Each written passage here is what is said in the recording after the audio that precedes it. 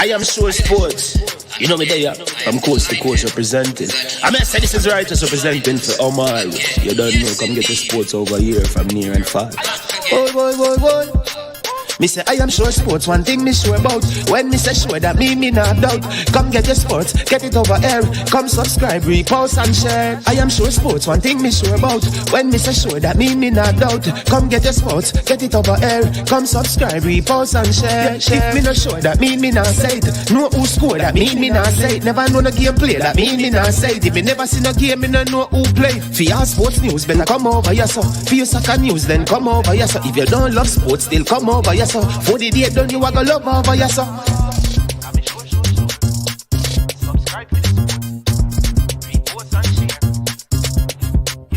So when it comes on to behavior concerning football, Jamaica is decent. I am sure that if we can get all of these things done, set in place by the end of April, it gives us enough time before the World Cup campaign. Not afraid of no Brazil, no Argentina with these crap of players. We are good enough. Remember to like, subscribe, share. Listen, comment, let me know what your thoughts are. Trick Jerk Marinade gives your meats and vegetables authentic Jamaican jerk flavor. The spices are directly from Jamaica. Spices like jerk seasoning, allspice, Scotch bonnet pepper, fresh scallions, thyme, ginger, and garlic. The key ingredients to a great jerk marinade. 0% sugar and low in sodium. You want to try it? Made up of 18 Jamaican herbs and spices, add delicious, bold flavor to your next grilling experience. Flavoring sauce, a marinade, basting, condiment, or topping. Trick Nick Jerk Barbecue Sauce. All right. Good evening, one and all. Welcome to I Am Sure Sports. This is Nunez, man. How you doing today? Big up Fresh God early in the building. Dropping some comments already. Hope all is well. Boy, some of you have been asking, where is Mannings, man? What is going on? I am here now, so have no fear. You understand me? I am here. All your misery in the footballing industry, we are going to deal with. You understand me? Yeah, man. But how you doing, people? All is well? Well is all? Yeah, the heat is on. Did you see the eclipse? Eclipse passed like a thief in the night. You understand me? Some people never even see it. You understand me? It was moving quickly. Yeah, man. But we have a great show lined up for you. It's going to be a good one. We're going to discuss some we're gonna have a great time. We're gonna discuss some JPL. We're going to discuss some Champions League and this exciting day in the Champions League. And then, as usual, we're going to deal with some football at the national level, in particular, the men's team. But welcome to the platform, all of you, to our regular viewers and subscribers and watchers. Welcome to I Am Sure Sports. I am Mannings, man. All right. Man, I welcome you to the show, Peter Mystic. You know, the mystery man, all right? Big up Rob Smith and TY Tyrone. Bless up yourself, all right? So we're going to cover some of those things. We're going to get some call to get some feedback from some of what happened in the Champions League today, as well as some feedback on what is happening as it relates to the JPL Playoff and look into the conclusion of the EPL and just kind of get, some thoughts on where we think the title is going. But we had two tremendous games today in the Champions League. City, Real Madrid in Madrid, that ended 3-3, and Bayern versus Arsenal ended, and this was at the Emirates in London, that ended in a 2-2 scoreline. So One English team, I believe, in City, they have the upper hand.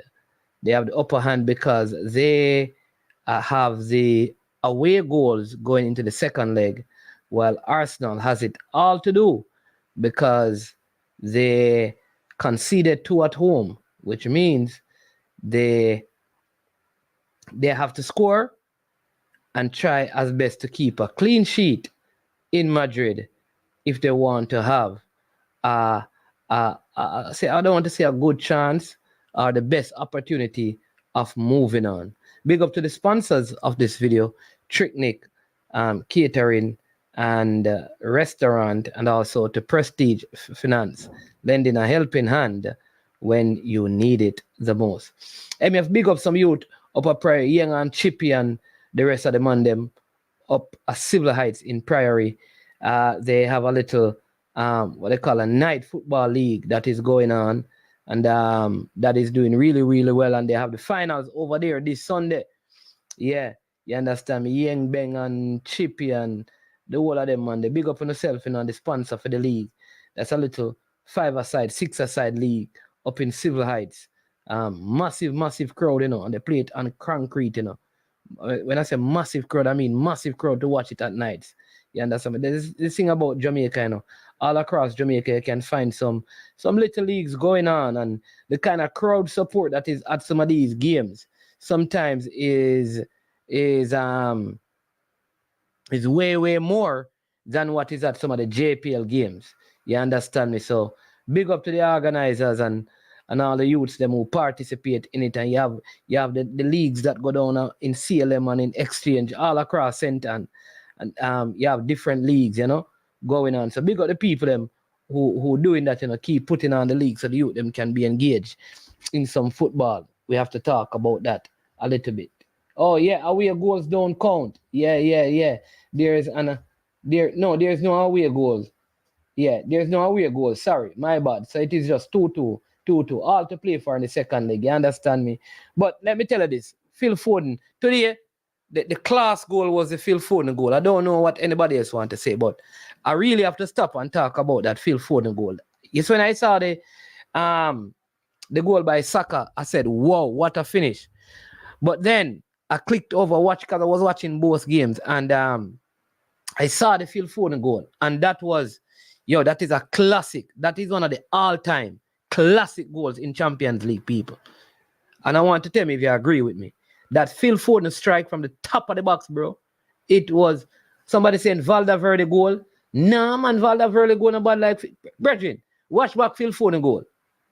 Phil Foden goal is a classic. Saka goal bad, you know, because for Saka cut in and beating Manuel Neuer in between the defenders. That is a very good goal, you know. And that is like the opposite of what Phil Foden did in the roof. That they call in the V, that is in the pigeon, that is unstoppable, that is unsavable, like 3 goalkeeper. Nobody can block it, nobody can stop it. The Valverde goal, good goal, but tell me, people, which one of the goals were the better goal? Phil Foden, Saka, or Valverde? Or Valverde? Which one of the goals were better? Rob Smith's a Valverde goal? No, man, the Phil Foden goal is the one for me still. That is my opinion. What, Tony? Oh no. What?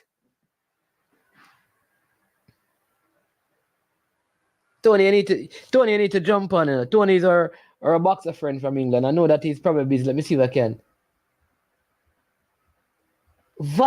Really? You guys read? Oh my, I can't believe so many. Where is Jason? Jason, you're a football juggernaut, you know. Which one of the goal? Phil Foden goal is really first time. Phil Foden goal, look at it again. It's first time, man. It's first time. Listen, the Phil Foden goal is the goal. Maybe the Valverde goal was so important because it brought back the tie.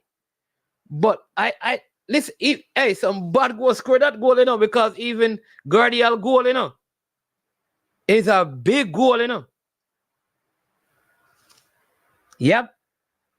That's the next big goal, you know. Some big goals were scored today. I'm not lying. Some big goals were scored in today's game. Maybe we should do a poll. All right, we're gonna do a poll. We're gonna do a poll on the stream, right? Let's see if we can do a poll. Let's do a poll. We're gonna do a poll and find out which one of these goals were the best, because I think some of you get it wrong. So let's do a poll. All right, let's do a poll. Where is it now? Let's get a poll going right here. All right, let's see if we can get a poll going. Big up all the persons who are joining. As you come on, remember to hit the like button, to subscribe, and to share. All right, so remember that. You understand me? Hit the like button, subscribe if you have not yet, and please remember, share the content with somebody else. All right, so let's see if we can get a poll going, my people. Let's see if we can get a poll going. All right, let's see if we can get a poll going. Where is the poll? Where is the poll? Where is the poll? Is the poll? Is the poll? Be able to do that, all right? Share, no, I'm not ready to do that yet. I want to go on, now. Let me find the poll, you know. Pop out, chat, participant, moderation, stamp. All right, and dun. Always now get the thing here, you know. All right. We are going to get a poll going to find out which one of these goals were the goals of the day. We have 4 contenders for the goal of the day. 4 contenders for the goal of the day. 4. Saka. Yeah? Right? We have Saka. Think Saka goal was good.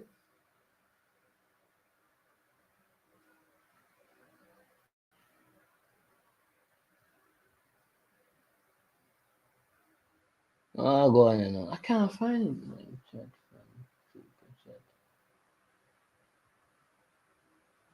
All right. Soon come back to it. So let me just state some of it. Oh, all right.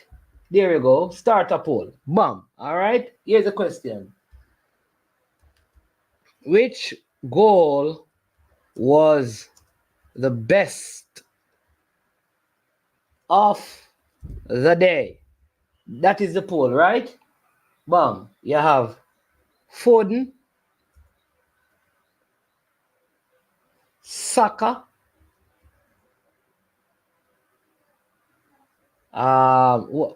Valverde. What's his name again? Guardiola.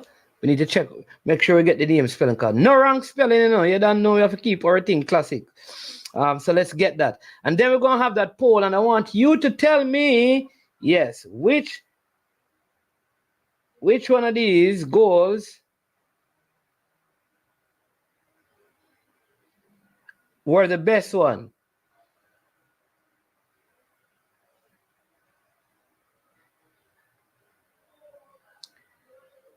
And then we have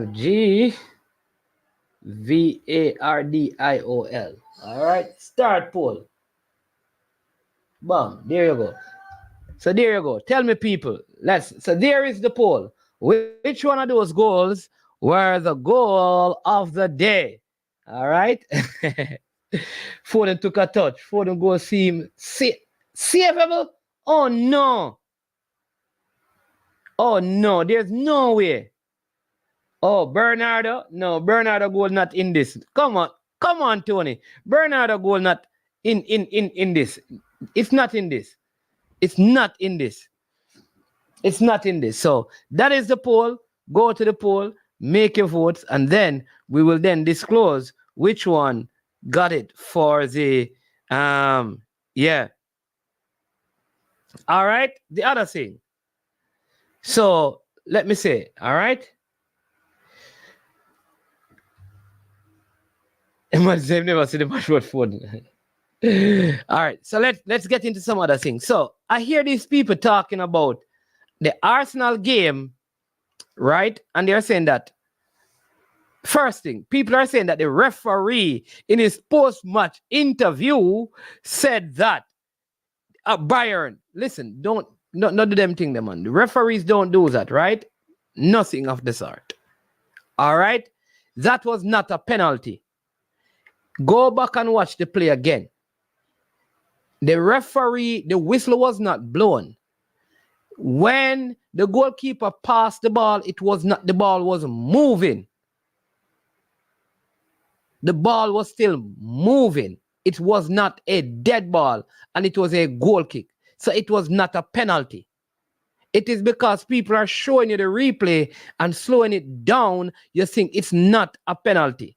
All right, that should not have been a penalty. No, I think the contact on the Bayern penalty was minimal, but there is contact. And I think if the referee had not given the penalty, I don't think VAR would have changed it. In the same way, I believe with the foul on Saka, if the referee gave a penalty, VAR would not have reversed it. Now, people are going to tell me that Saka dived. No person who watches football could look at that and say the player dived. Let me tell you this. The player did not dive. You don't dive into the person because the keeper Neuer was right in front of him. He actually beat Neuer. So it would be to his benefit to go around and score. However, I think he exaggerated the contact. That is why if he tried to avoid or evade Manuel Neuer, then I think you'd have gotten the penalty. But I think because he left his leg in the way, it looked like he exaggerated the contact. But to say it is not a penalty, I am telling you that if the Anfield referee had given a penalty, it would not have been called back. But Saka should have scored. The truth is, Saka took a heavy touch. He should have scored. He should have scored. All right? So in this game, I thought the coach made a couple of blunders in this game. I think given that Bayern were coming away from home, he should have started at left back Zinchenko. Right? I think that's what he should have done. All right? I felt like Ben White in the second half could have been substituted as well and brought on Tomiyasu so that Saka could be more of a threat, especially because Alphonso Davies was on a yellow card and I think he was tracking back too much, especially when we were down. I like the other substitutions that he made, but for me personally, I think this is the game, long time that Kai Havertz should have been moved from up front and be brought back into the midfield because I think Declan Rice is good enough to play a holding role, right? This is not even the type of game I'd have put on Party. I'm putting on an ex attacker because Declan Rice, I believe, could have held things together in the middle of the park. But Arsenal have themselves to be blamed, right? It was the goalkeeper who caused the error on the first goal. He had no reason to be where he was. And that caused the lot of... Oh, Manchester people are calling me pan. Hold on there, people. Hold on there.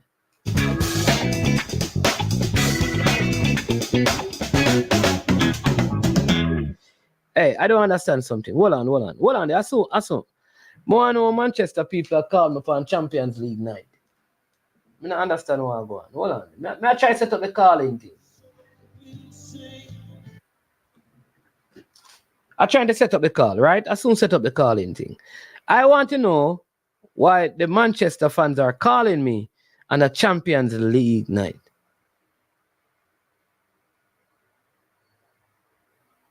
Why? So let me call him back. But really, this is what football is all about. Two very, very good games today. Fans, I think fans would really love this. But let's hear from a Manchester United fan. Welcome to I Am Sure Sports. None other than Forgive me. 433 The depressor. first time when it, forgive me, good evening. When it declined the first time, I never realized because I did have something in the background, some things I did up on the phone. So I never realized. So that's when we called me. Wow. What a game it was, man. You know. And Which one? I think there was more excitement Arsenal, in the Vietnam, and I think the other game was more exciting. Yeah, but the Arsenal game watch. You don't have to watch Man City and Real Madrid. Arsenal and Bayern more watch. You get me? All right, boss. Because Arsenal, them are the team who come up last year now, and then them build a team. So more watch Arsenal. You see me? In terms of the game overall, right? I think if Leroy Sané had finished that chance in the first half, the first leg, the leg itself, you know, in terms of the game itself, in terms of two legs, I mean, I don't think it would have been done because I think Arsenal can still. No, you know what? No. Here's why me and you go disagree now. You know that before Sané got that chance, Arsenal, you can't look at football now because Martinelli should have scored. Ben White should have scored. Oh God. Sorry. So if you get a good chance now, man, you get a good chance, you know. Ben White kicked the ball right into the grasp of Manuel Neuer. If Arsenal went two up right there, because that would have been two. You're right, you know. So you can't go to the Sané goal, you know? The Sané opportunity. Go ahead. That is true. This is what I mean. Well, I rate fullbacks now, but you see, whenever some chances like that fall to fullbacks, man, me ever upset when them waste the shot them in those golden opportunities. I get my sense. That's why a certain chance you wish you would have fallen like a Saka or certain other players because they buried that bottom corner, you know them with it. So that was you're right, that was a chance in which Ben White had finished that, and you know, even Martinelli, then Arsenal, the game would have probably been different. You know them with it. That's what I'm saying, that like because we'd have been 2-0 up. Yes. However, this Arsenal team in this game, right? I feel like they reminded me of when they played Porto in the first leg in Portugal. I think there was a bit like maybe timid. I think at times they were timid, and also I don't have the right word for this, but they were prone to. I think at times they were pushing. I think they were too excited in the moment against Bayern Munich, and the reason why I said that in moments throughout that game, the first half and the second half, I think they committed too much out of. It's good that they're there now, but they were a bit too excited. You know, the flow of the game was in their hands at the start of the first half, whatever the case is, right? And then Bayern started to get a foothold of the game. But I think the only reason as to why Bayern started to get a foothold in the game is because Arsenal gave them that opportunity. You know, they made it. Listen, that first goal at Bayern is not like they had a foothold in the game. It's just a counter. It's an error by the goalkeeper. I'm thinking like, because remember, Arsenal had a set play. Why was the goalkeeper? I don't understand why he was there. I'm trying to imagine, why was he so high? I know he's playing the high line, but like Kane wasn't even close to where the ball was. He was just tracking back to. So if the keeper was in a better position, that chance would have not even existed. But I do hear you still what you're saying.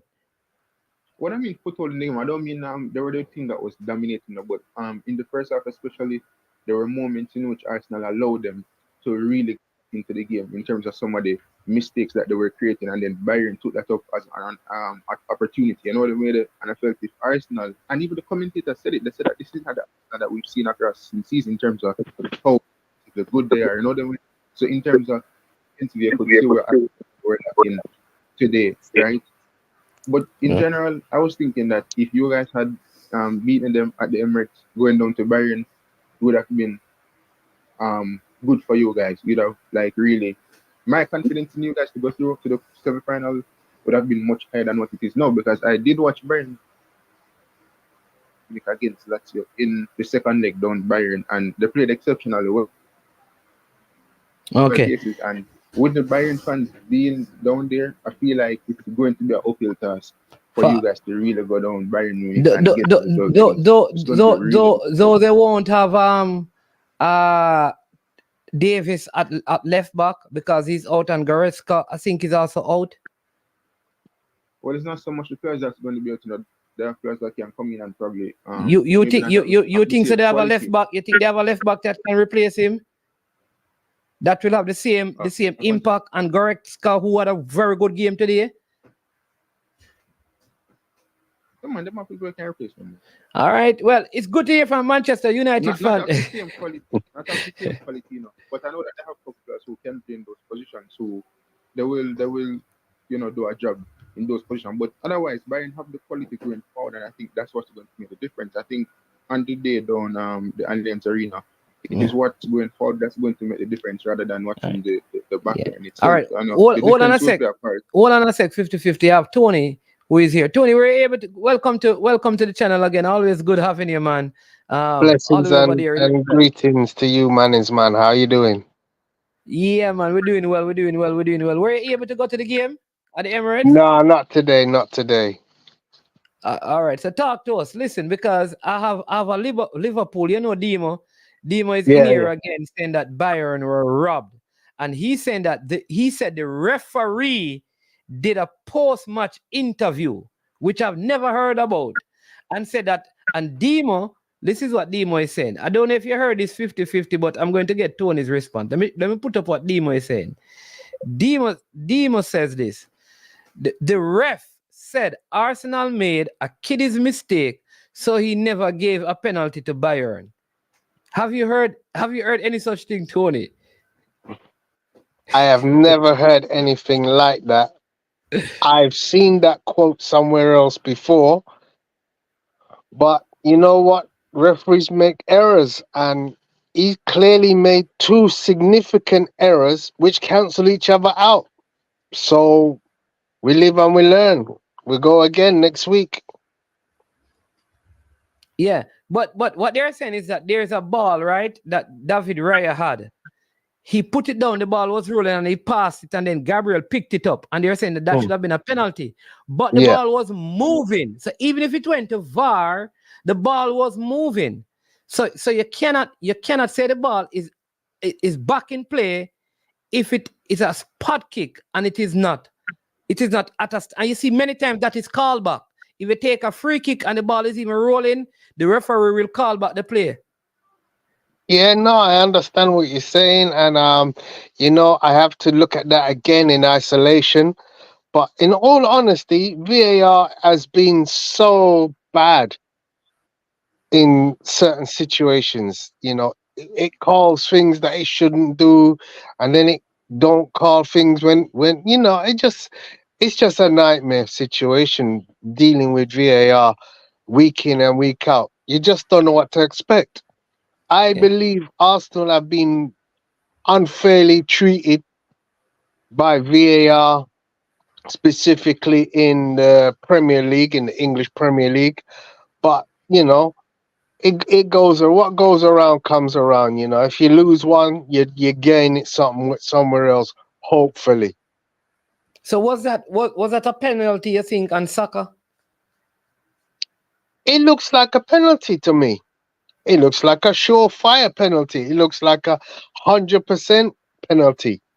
You know, you don't have to, you know, if you don't move out the way and you trip the man up in the middle of him advancing towards scoring into an open net, then there must be a penalty. Yeah. 50-50. What is your take on that Saka penalty? What is your take on it? No, I think it's advantage to Manuel Neuer because I think he comes out well in terms of putting himself in his position to just probably smother the shot if it was right directly at him because he's making himself big. But what I think Saka did wrong is, and what these players tend to do wrong is, they tend to try to be smart. So instead of really just, you know, going across the goalkeeper or trying to get to the ball, they're measuring it and saying, all right, then probably I'm not going to get to the ball now because they have a defender around there. So let me leave the leg trailing on Manuel Neuer. So if I go down, then the ref will give a penalty, which the possibility of a penalty was probably higher than him even. I believe catching the ball was probably even higher than the possibility of him getting a penalty upon review of that VAR decision because they realize that you leave the leg, you get master money. And if players were more consistent in just getting across the goalkeeper and getting on the end of the ball, then probably Saka would have scored. So it's not a penalty for me. Lot of players count. Did you think there was enough contact in the Bayern penalty? Like Saliba was basically trying to get out the way and the guy dangling foot, you know.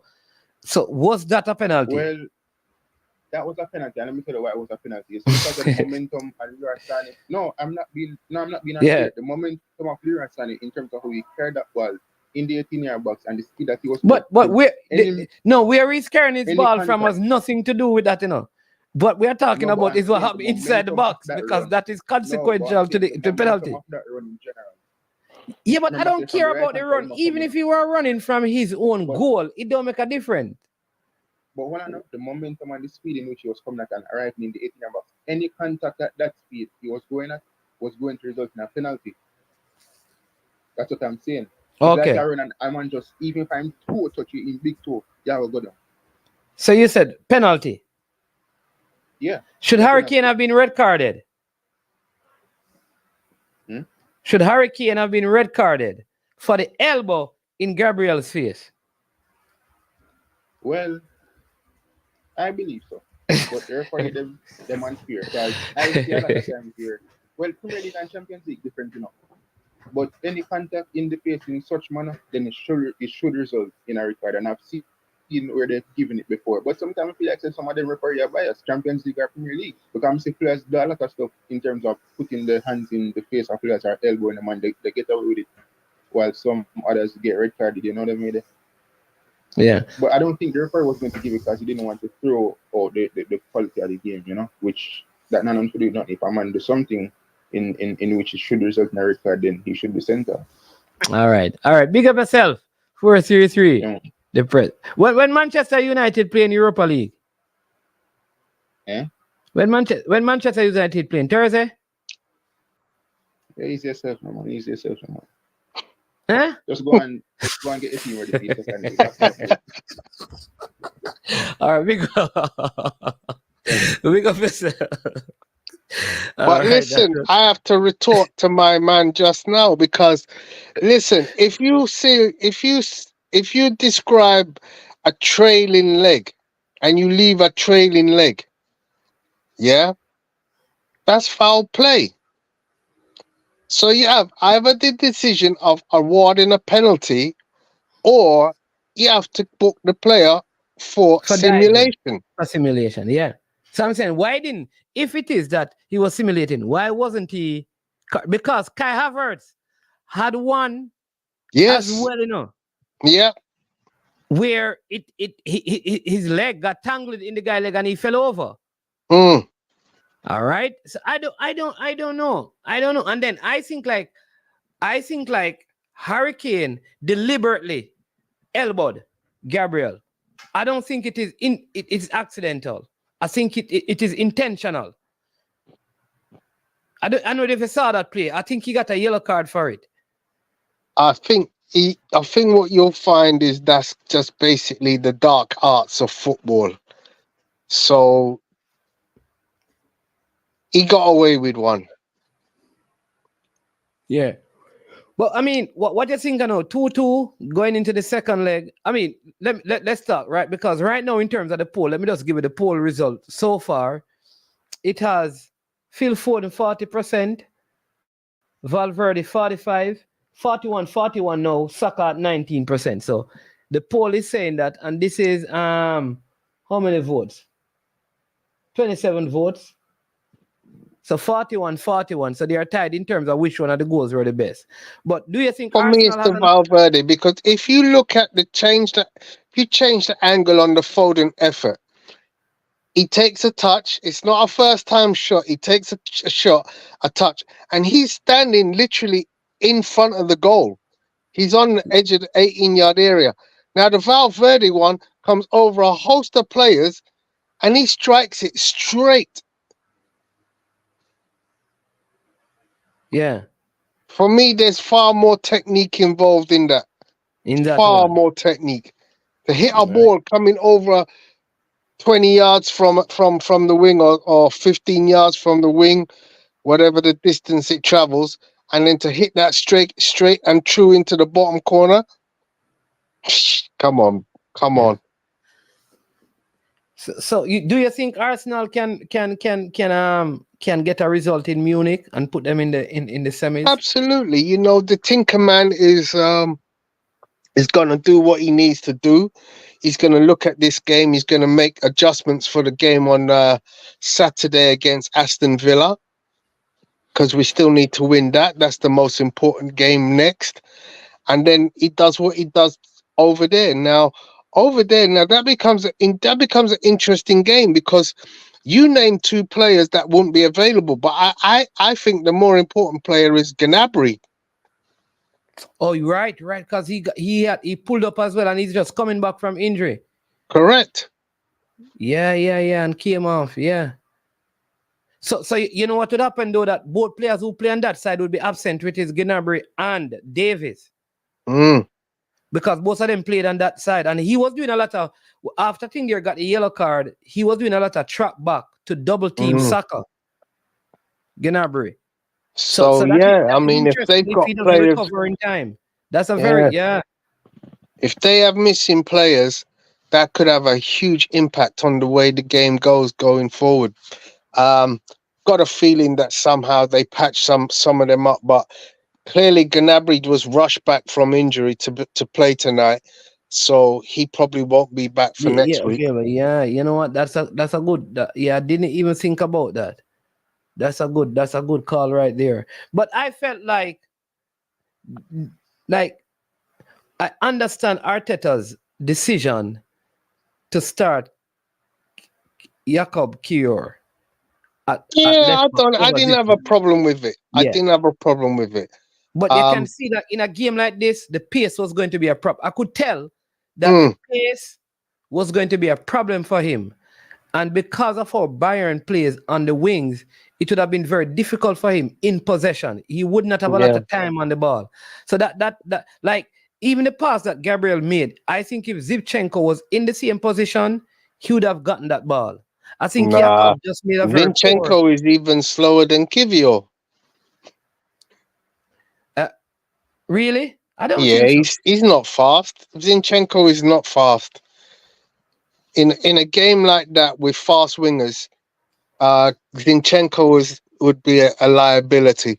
To me, you got to play Tomiyasu in that left slot, because he's the fastest of all the left backs. Okay. Any other changes you'd made? Would you just do what he did when we got back the second goal, which is start Rice deeper, put and bring back Havertz to play alongside Odegaard and start Gabriel? Yeah, that's an option. The other thing that you could do is get rid of Jorginho and bring in Thomas Partey. Yeah, but I just did it, I'm getting rid of Jorginho, but I'm not bringing in Partey. I'm bringing in Gabriel Jesus to play striker and put Kai Havertz. And so we just have one person instead of playing the double pivot. Just play one, which is what we did and got the goal. Havertz went back along with Odegaard, I mean, who had a fantastic game today. I think in a while this has been one of Saka's better games as well. I thought he did well. I think both defenders, I would say both defenders cost us a goal each. So I don't know. I thought Raya wasn't at his best either. I think Declan Rice was okay. But I think Odegaard and Saka, I think they had very very good games. Yeah, Odegaard is turned into a machine, a goal-making machine. He's gonna be instrumental again in the return leg. We've got 7 cup finals in the league, and then obviously, we got another cup final next week against Bayern in the return leg. Arteta he's got all his players fit, with the exception of Jurriën Timber, who is ready to come back. He's been ready for 3 weeks, but I think he's just choosing not to bring him in because of tactics. Timber, I think they're saying that he's coming back on the 14th. He's ready. He's been ready for 3 weeks. Apollo said it on the show today that he's been ready for 3 weeks. Okay. I mean, if you look at any of the training footage, he's playing He with is the there, first yeah. team. He's got people on his back. He's running with them on his back. You know, you don't do that if you're not fit. Yeah. I mean, so you think we have it in us, which is if we do this, we win the league to win the 7 remaining games, or you think there is some points that will be dropped in there, but we could still win it? How do you feel about the? Yeah, I mean, you know, all 3 teams at the top have to play Tottenham. Yeah. Yeah. We have 3 away games: Aston Villa, Tottenham, and Manchester United. No, The we other have Villa at teams. home. No, we have Villa at home. Sorry, yeah, we have Villa at home. But we have 3 away games and 4 home games. The other 2 teams have got 4 away games and 3 home games. Okay. But literally everybody has to play Spurs. So Yeah. that's going to be the interesting thing. Who Spurs will get points of somebody. Yeah. So we play Aston Villa, then we go to Wolves. Wolves away, that's it. Yeah, we go to Wolves, yeah. And then after Wolves, we play Chelsea at home. And after Chelsea at home, then we go to Tottenham. Mm-hmm. And then we have Bournemouth at home. Manchester United away. We have Manchester United away. Everton at home. And then we end with Everton at home, which is how we ended last season. Yeah. Yeah. Somebody saying that Spurs and United are big obstacles for Arsenal. You know what? Arsenal beat Spurs last season away. Didn't we defeat them by 2? Yeah, I mean, the thing is, you know, Spurs have got City the week before.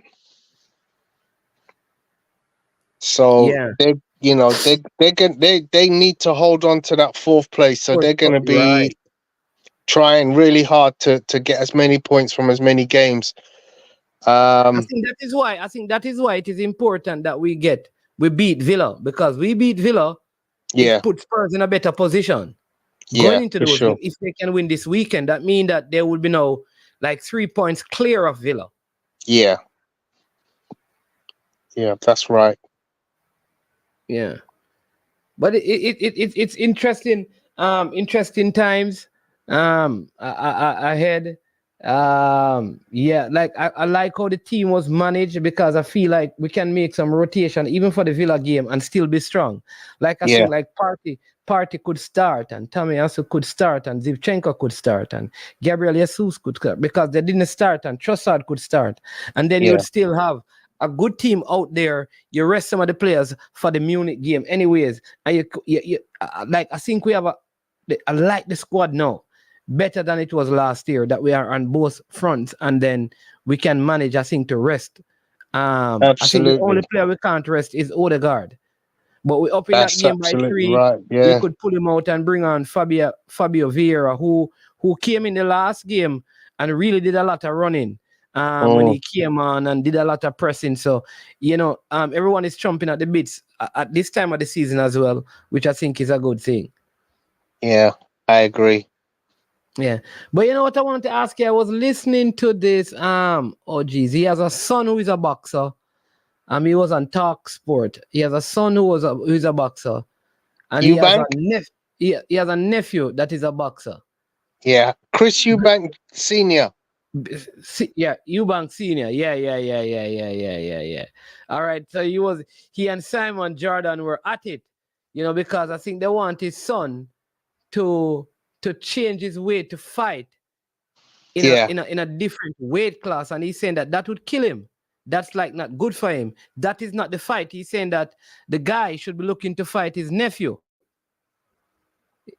right? His surrogate. Yeah, his nephew has just signed a fight, Adam Azim, in his own weight category. Chris Eubanks Jr. is no longer training under the tutelage of his father. So he's free agent. He can do what he wants. He can fight who he wants. The they were talking about obviously that the money fight was for him to fight Conor Ben, which is Nigel Right. Ben's son.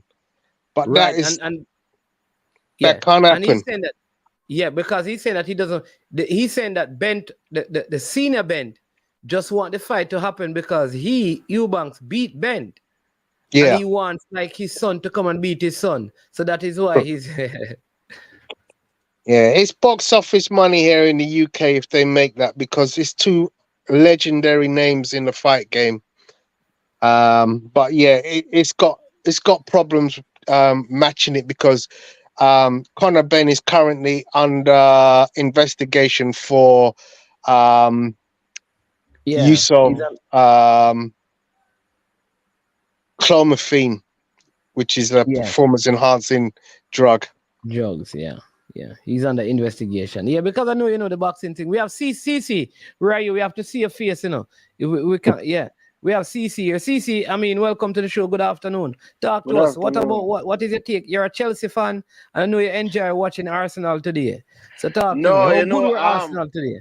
I didn't see much of the Arsenal game in about because I have to, like, based on the device, I have to switch. But I saw majority of like the Man City Real Madrid game. But what I saw with Arsenal in today's game is that Arsenal approached the game. I think they gave up 2 silly goals, which they were in control of the game at that point in time. Those 2 goals were absolutely atrocious to give up in that. They showed character and got back into the game. I think with the substitutes that the coach made, it worked wonders. I realized that Arteta, even in this season, you have seen that in terms of his game management, he has improved. In terms of when he makes substitution, what substitution he makes, those substitutions are starting to work out. I think some of that he never necessarily had last season, right? When we would have seen some key moments where we would have said the substitution that he would have made at that time would have looked erroneous. But now I'm thinking he's getting it. In this specific game also. I think what you got to consider last season is when he made changes, the drop-off in quality was so great. Yeah, it was so obvious. So I think that is why when he looked at players to pick certain players to come into the squad, I think even this squad, I think you have the Trossard, you have the Kai Havertz. So even when he's substituting players, even if you can look at a Gabriel Jesus and take a Gabriel Jesus off the bench, if you can go for a Leandro Trossard off the bench, that is quality. So the level of play that you're having, if you can even look at a Thomas Partey, even though it doesn't look like, it look like he's like 60 to 65%, because it doesn't look fully healthy as yet. But if you can take those players off the bench and bolster your team on the pitch, then as I said, the quality remains. So I think that turned the game on its head. I think the speed and the flanks by Gnabry and Leroy Sané was a lot for Arsenal to handle today, and I think that it made Bayern more expansive in their play.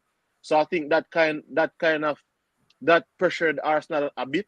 But I think Arsenal, in terms of in the middle of the park and controlling the game from that area of the park, they were on the money with that.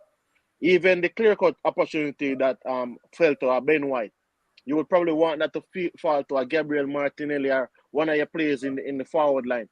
So I think Arsenal did a lot right today, and I think going into the game against Bayern in the return leg, they should be looking at holding their head up and saying that, yo, no, we stand a chance. That moment when Gabriel Jesus dribble with the ball and stuff, like for me, it's almost as if he was walking on water. It was a brilliant play. Like he was absolutely brilliant in that moment leading up to the Trossard goal, right? But I think they can hold them head high in terms of their play today. Both teams was able to like nullify a certain aspect of each other, and then you came out. I think the best result kind of showed, because on the balance of play, you saw what Bayern was doing, you saw what Arsenal was doing. A 2-2 for me is like a fair result, and you go and fight for it all over Allianz Arena. Yeah, I see someone saying that Ben's father is Jamaican. That's Ben. Senior. That's Ben, the same boxer we're talking about, Tony. He's Jamaican? Didn't know that.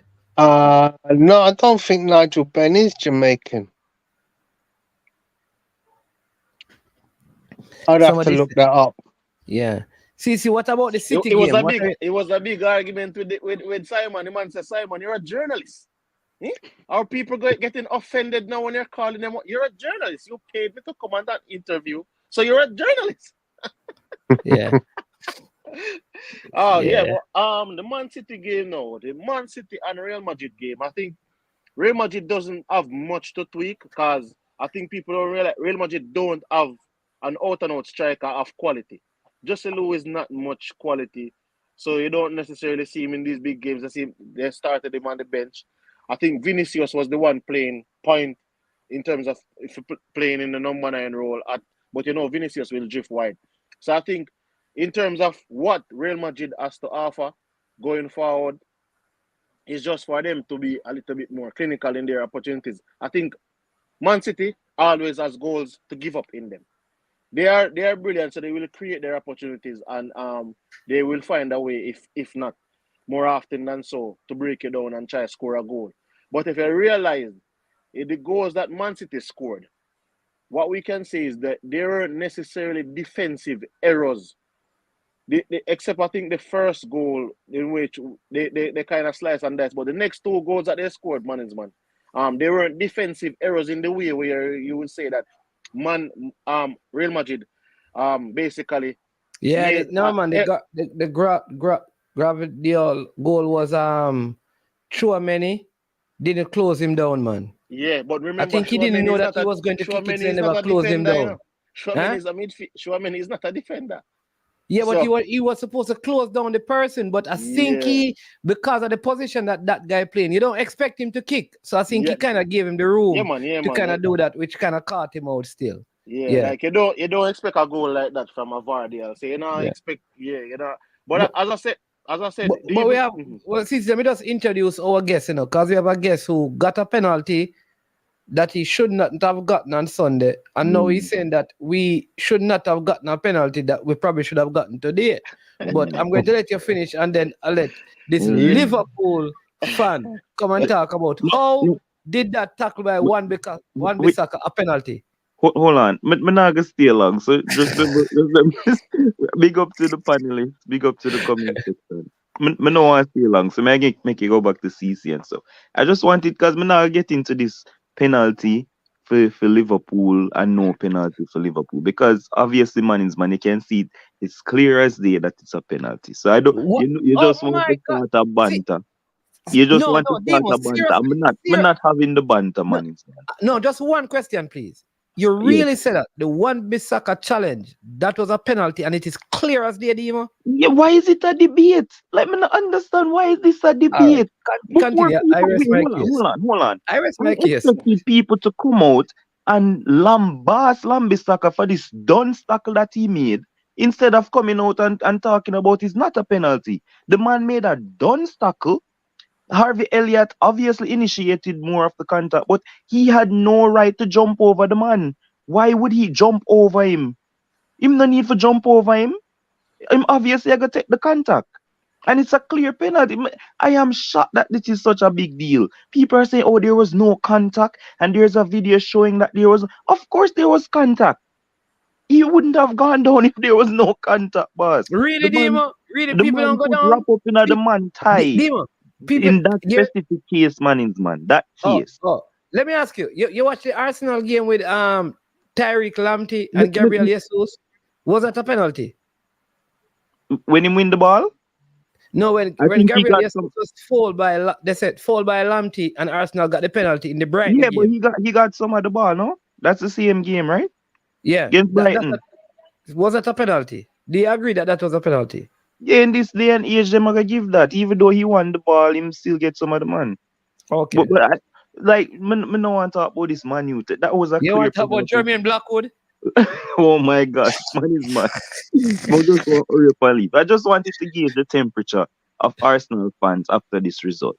Not beating one of the worst Bayern teams at home, like one of the worst Bayern teams we see in age. Like them just lose to one team or we can't even pronounce them name in a Bundesliga. Come on, Dimo, don't do that, Dimo. Some of these players were not playing. Never did not play. Come on, Demo. Come on, Demo. It's a different side. Okay, is Arsenal a different side? Arsenal are top of the Premier League. Arsenal are on top of the Premier League. One of the best teams in the league. They're soaring, playing the top of the game. And Bayern Munich are having one of their worst seasons ever. And you fail to beat them at home. But so I just saying that the team that Bayern used to play Arsenal is not the said team that they have been using in the Bundesliga. Because like Gnabry was not playing. Sane didn't play in the last game. I can't give him names. What's his name? Kimmich was playing in midfield because they didn't have any midfield. What's the point, man? Because I don't understand what's the point. The point I am making is that they went and they ensured that they got their best 11 to play Arsenal, not to play in the Bundesliga. Okay, so I just want to get you. You're happy with a point at home against one of the worst Bayern teams. With the worst Bayern team in history. Against one of the worst Bayern teams in history. Let me answer you. I am happy with a point at home against Bayern Munich, a top team in Europe. How many points are Bayern Munich behind in the Bundesliga? They're still second in the Bundesliga, though. No, how many points behind Leverkusen are Bayern in Bundesliga? It don't matter. They are second. Hang on, management. Do you realize that Bayern Leverkusen have not lost a game all season? Yeah. So do you realize what that means? So when you talk about, this is a team that are having their worst season. No, what you have to realize is Bayern Leverkusen are having the most amazing season ever. Has Manchester City had an unbeaten season? No, but right. I mean, enough said. No, he's a Liverpool fan. Has Liverpool had an unbeaten season? No, but I'm not sure. Let's talk about the only team that's ever had an unbeaten season is Arsenal. Now that team there underperformed in the Champions League. They're the ones that you should be comparing.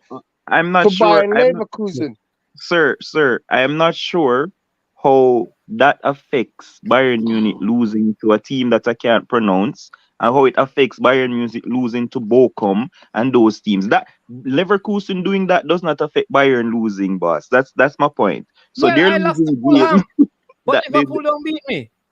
Man. Man just ask you if you're happy with that's all I come for asking. If you're happy with a draw going to the Allianz Arena. Yes, because going to the Allianz Arena, I believe that I can beat them. City did not beat me away, and I think City is a better team than Bayern. Liverpool did not beat me away, and I believe that Liverpool are a better team than Bayern. Okay, so you're happy with that. That's all I call for ask, boss. I would have preferred to be leading. So even though Bayern got robbed, you're happy. You're not a loss, because at one point I could have ended up going there a goal behind. I'm going there to say I'm happy that I salvaged something. You have no remorse for Bayern getting robbed of a penalty that was fully deserved. Like even like the keeper just rolled the ball to Gabriel and Gabriel take it up and you ever go play football, a Kimmich football game, a football factory? You know what is funny, Demo? Football factory will do that, you know. You know what is funny, Demo? All the people who are bringing up this clip now, when the game was going on, nobody said anything about it. Did you have a show when the game was going on? No. But bring it up here. No, Demo, we're in a group, and I never hear you put. No, Demo, I never hear you put in the group. Say, but no penalty that. But when the game was done, and then people, according to you and some other people, the referee did a post-match interview. I've never heard about this in the history of football yet. But I sent the thing to you so you can read it for the public. Don't do that. No, what you sent to me? No, I don't get anything from you. After the video. Tuchel went to ask the referee why he didn't get the penalty, and the referee told him that. So who? No. So you believe Tuchel? Why would I believe Tuchel?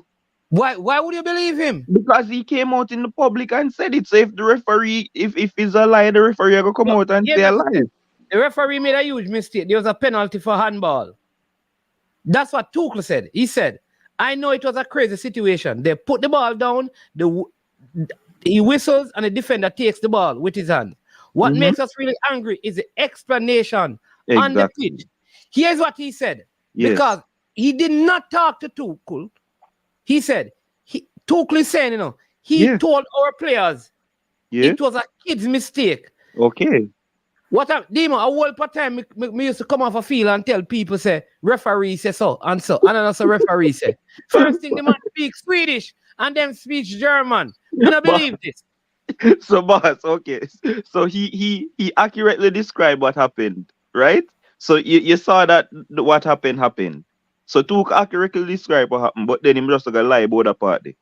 I did not see Tuchel waving and carrying on and say penalty when it happened. That is the point I'm making. All of this came up at the end of the game when people started showing videos and commentators and analysts and stuff started talking about it. Them say, but okay. No. So you're saying Tuchel is lying? Long time from India, Chelsea, where you think he get fired? No. Too much lie. May I ask you, are you saying Tuchel because of lies? He got fired from Chelsea because of lies. He got fired from PSG because of lies. What would make him start talking truth in Germany? Are you saying Tuchel is lying about this situation right now? Well, listen. If you lie in France, you lie in England, I think you're going to go to Germany and lie. So are you saying Tuchel is lying about this situation? See, answer the one for me, because I don't know what the man wants to be honest, like my team have been on the end of erroneous decisions, and at the end of the day, the game. Hold on, your team has been where?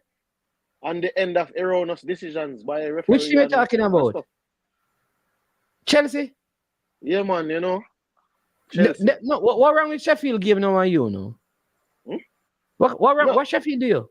Right now, my team is a mediocre team right now. We're not playing at the level that so it's not bad decision then affect your team. Not bad decision with Sheffield. I'm saying to you that I have been on the end of bad decision. No. Chelsea form has nothing to do with end of bad decision. Chelsea form have to do with a mediocre team. No, man, it's not a matter. Let me tell you, it's not a matter of mediocre team management. But you just said it. Yeah, but I'm saying we are playing it at a mediocre level, but it has to do with chemistry and a lot of other stuff. But all right, so hold on. So you don't have a mediocre team, you're just playing at a mediocre level. Yeah, we don't have a mediocre team. All right, Demo, explain that to me. Let me tell you why we don't have a mediocre team. What are the CC? Me don't want you explain. I want Demo explain to that. Demo. How am I supposed to explain what the man mean, boss? Make CC explain what he mean. You want me to explain what the man mean? All right, CC, come. I think I get what he's trying to say. He has a lot of talented players, but they're not playing at a high level and not playing up to their standard. If you look at it, right, if you look at our team in terms of chances created, in terms of possession, in terms of all the things that they need, all the things that should be looking to a good team, or to a team to go on to be a great team, we are up there in the top. If you look in the league and say chances created, we're in the top 5. If you look at probably even goals scored, we're probably in the top 5 as well. If you look at the shot creation, goals conceded. No, that's what I'm getting to. I'm saying to you. But then when you look at the injury list and stuff, remember, we have, I think, 11 first team players that came in this season that are just playing together. They have never played together before. Then we have a striker. The excuses. No, it's not an excuse. What I'm trying to say to you is that. But Liverpool has an injury, CC. No, remember, I'm saying to you, Liverpool has players that are set in terms of a set team. So chemistry-wise, they're not suffering. Let me tell you what I'm telling you about. You said that Chelsea, right, has some top talent. Tell me the 5 best Chelsea players right now. If we tell you the 5 best Chelsea players? And farm, yeah. You have Cole Palmer. Can't get in Arsenal team. What? Cole Palmer. What? Cole Palmer cannot start in Arsenal team. Man, stop that. Cole Palmer cannot start in Arsenal team. Stop that. Even your Arsenal friend knows the no go. So Listen, stop that. Cole Palmer, what 1.5 season cannot start in Arsenal team. Listen, Cole Palmer cannot start in Liverpool team. Man, just stop Cole that. Palmer, Just Liverpool team. Cole Palmer can't start over Jota when Jota All right, fit. leave him. Can't Leave, start over man is Diaz. man is Can't man. start Leave over him. Salah. What not tell Leave me? him. Let him get to the second player. Cause even if you allow him to have Cole Palmer, that's where it end, you know. It done this up. Hold on, yeah. So come again, CC. Hey, Yeah. them Cole are the Palmer. easy. The goalkeeper has been good. No. Petrovic. Hold on, Cole Palmer. You see what me I say? No, It done. Let him give me. Argument done. Go again. Listen, my argument No, is man, not no, to man, no, say no, that no. these Give me the other players would four. Give me the start other four, in- man. Give me the other four. The Cole Palmer. argument done. Then we have a goalkeeper, Petrovic, right? We have a goalkeeper. You want to go the goalkeeper? And even if we Petrovic, had, can he replace Alisson? even if we had gone to Hold on, Ruben, can if we Petrovic had gone to replace Sanchez. Alisson? Can he replace Alisson? Not much goalkeeper can replace Alisson. Can he replace Edison? Not If he much can- can replace Edison. Not And much he can can't Edison. replace Raya at Arsenal. He can So you're a that goalkeeper. is arguable. That is arguable. Arguable which part, brother? He can't use him foot like Raya, you mad? What's wrong with this man? So give me your next name. Remember, Cole Petrovic Palmer. was a second string goalkeeper, you know. So as Sanchez injured, you know. Oh, jeez. Sanchez can't replace nobody. It's a good thing. Brother. But you know it still. No, but I tell you already, argument done. No, man, no. To be fair, Gusto has been a really good player for them. The right back. Player. The right back. Conor Gallagher has been. Hey, you know, say Conor Gallagher is my baller for the Chelsea, but Conor Gallagher now can't make none of the top 4 team them. But man, you're talking about making the top 4 team them. I'm saying about making in terms of my team. Conor Gallagher can't start in Aston Villa. Can't start in Aston Villa side. I mean, can't start in Aston Villa. Over who? Tell me over who in the Aston Villa midfield Conor Gallagher go start. Tell me. You see them over in Aston Who Villa. can't start? Easy. But man, no, you have to look into this too, you know, man. Depending on how some of them team here play. Some ball and off it certain no, hey, let me tell you this. Let me give you a good example. Argue anything with Slabasai, what's his name, Demo? At Liverpool, Slabasai. can start in any one of the team them in the top 4, no matter what style they play. I don't think so.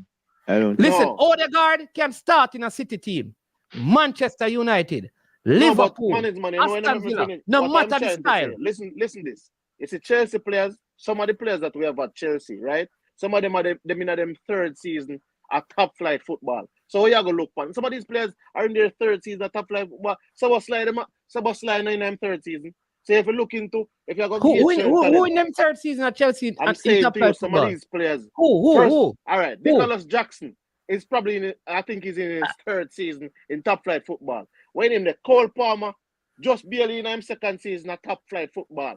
Mm-hmm. Conor Gallagher playing in the Premier League. Hold on. Probably in 3rd season in top flight football. Yeah. Nobody do that. Don't do that to me. Not do that to me with Conor Gallagher, sir. Conor Gallagher was at Chelsea playing Premier League. He went out and loaned to Crystal Palace. Completed almost and went back to Crystal Palace for next season. Come back to Chelsea. What you talk about, CC? Come on, man. Man. When we talk about top flight football, man, what are we talking about? You tell me, what is top flight football? I think the Premier League is. All right. So I'm saying to you that in terms of playing the Premier League, man, you know, big, what would I call it now? You not have this big experience where I say, oh, if you playing at the Premier League. So who have experience? Listen, I can give you a lot of players who. I'm telling you. Well, Darwin Nunez now. Darwin Nunez new to the football thing too, and Gakpo new to the football thing. Me can call name a Liverpool too. Them new. All right. So Saka new to the football thing. If that we are gonna use 3rd season too, in a 4th season. Same thing. Saliba, who was being bounced all over the place. No, but let me ask you a question. When you put Saka in the team and Saka play with some players that have 4, 5, 6, 7 years at top flight football in them. How many years Thiago Silva? Thiago Silva play a long time, but Thiago Silva is as we said, Thiago Silva, Raheem Sterling, are them two man there, the senior man in the team, and then Conor Gallagher. Look at that. So hold on. What I mean, what I'm to a Cucurella? The senior man that. Man is man, the man right, man. Apart from Thiago Silva, I think Ben Chilwell are them oldest player, and Ben Chilwell about 26 years old. I mean, they have a very young squad for true, but they just have really so good Arsenal talent. team old. All right, cool. Arsenal team old. Which team is the youngest team? If Ben Chilwell at 26 is the oldest player, boss, you have a lot of young players. Let me check Dr. Google. Average age of the Premier League team. Average age. What is this proving though? Because more on talk. Thiago Silva's like 30 something, in nearly 40.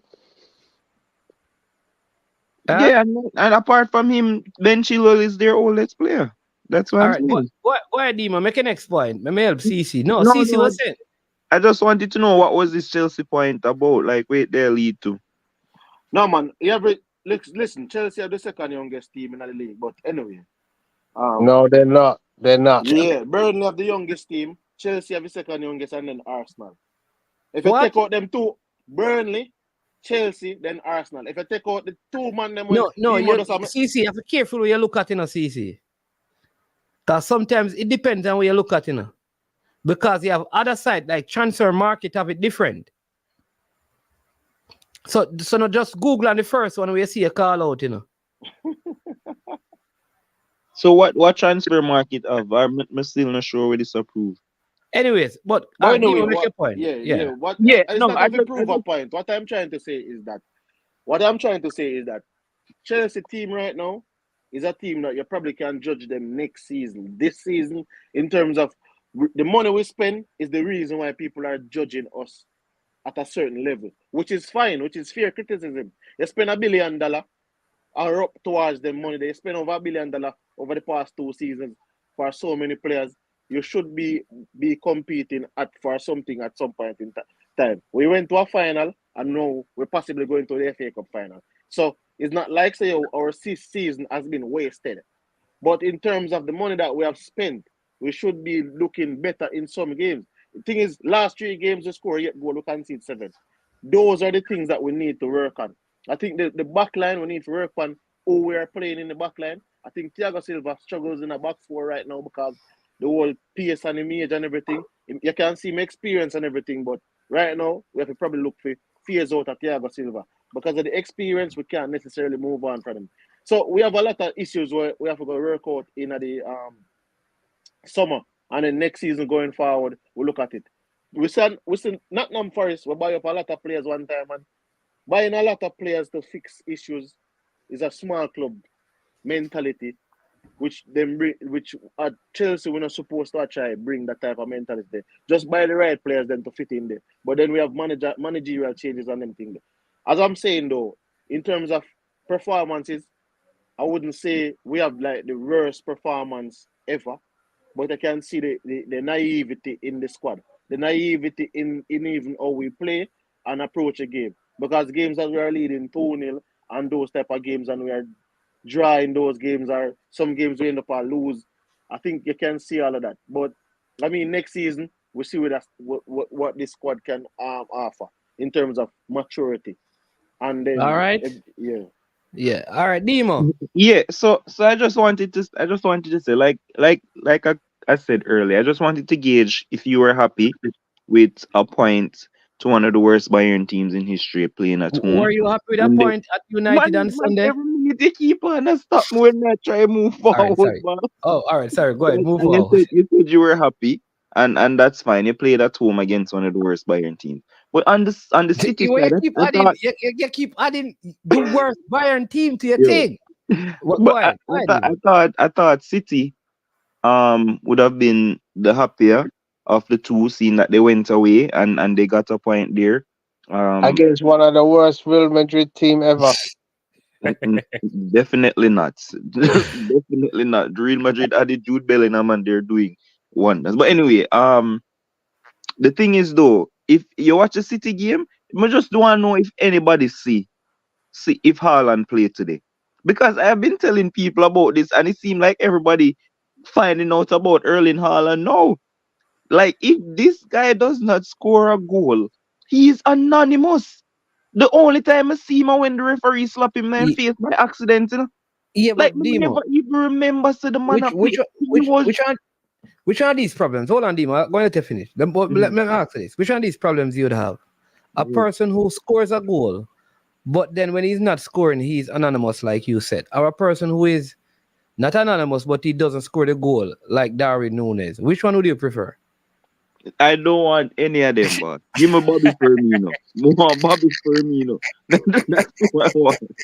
All right, No, continue. it is Continue your not. argument. It's like after the game, I saw somebody came out. When Van der Vaart or whatever I want him, he came out and said that if he doesn't score, he's useless.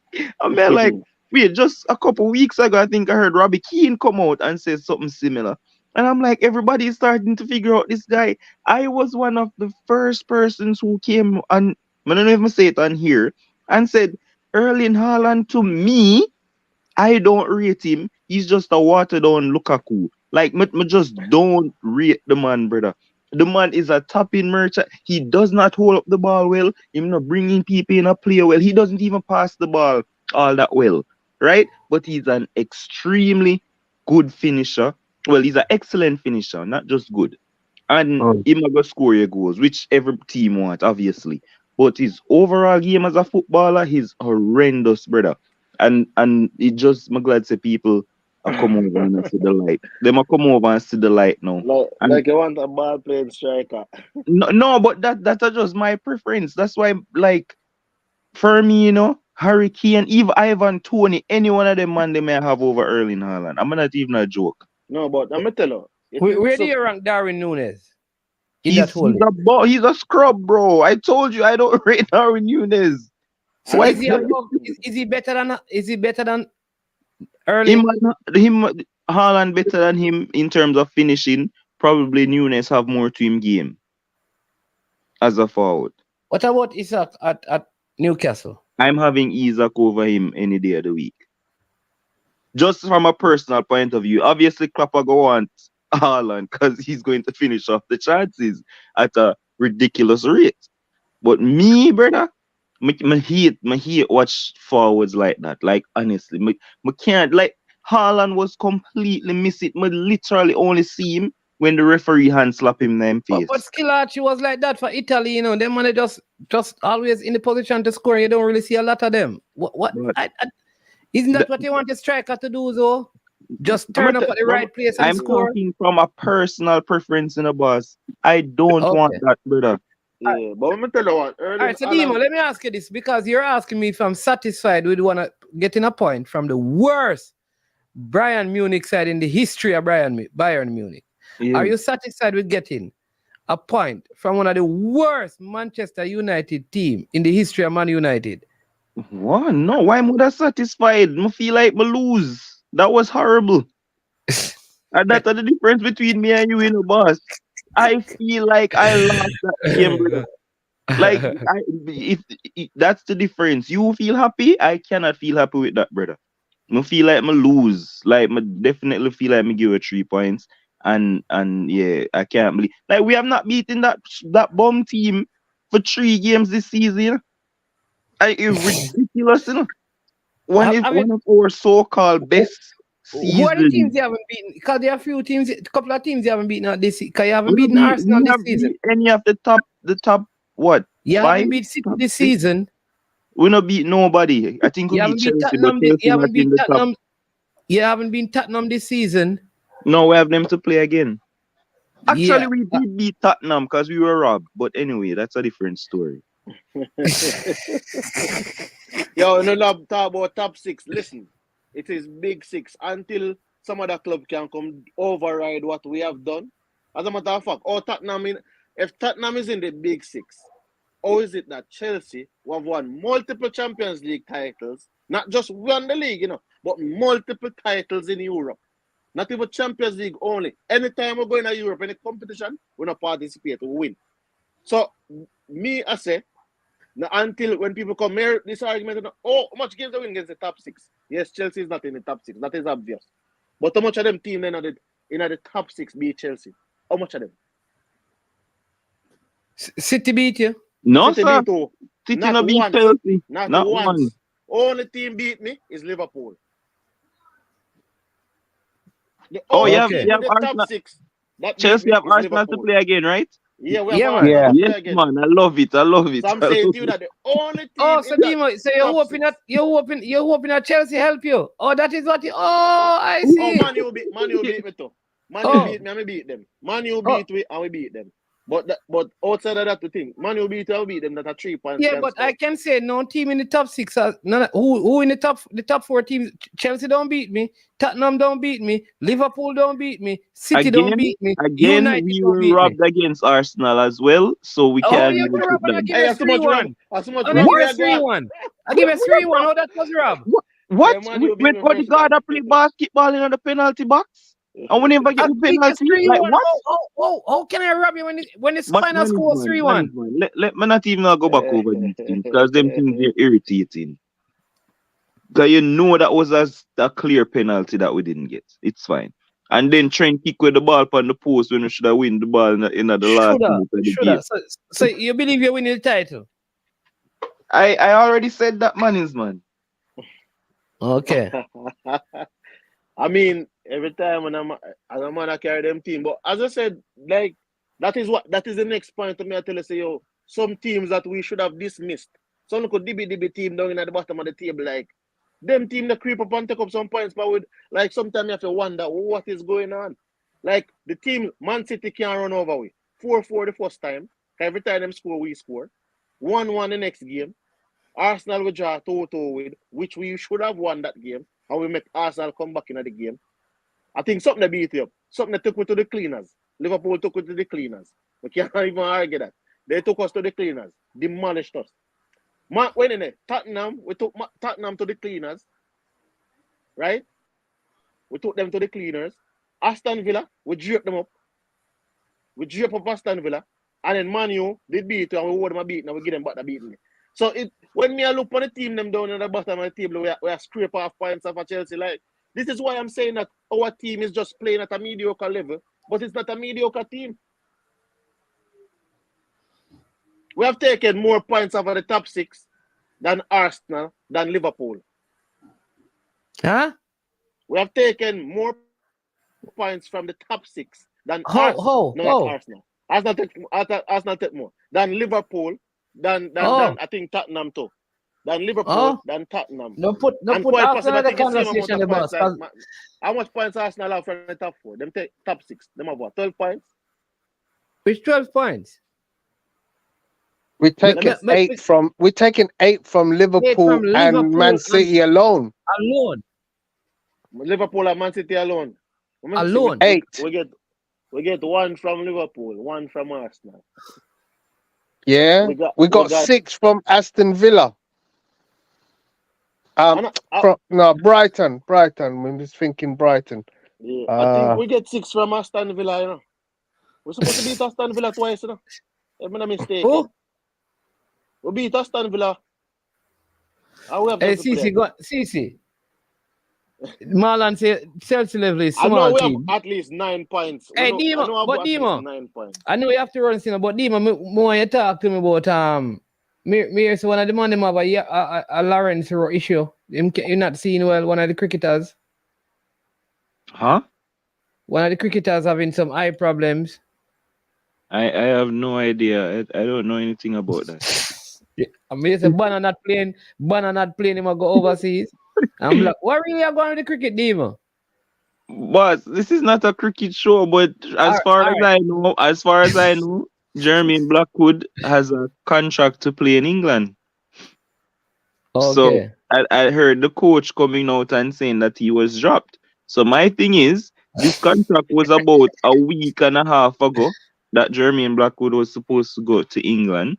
So I want to know if the egg come before the chicken. I don't know if Blackwood said that he was going to leave to England before this team was called. Selected.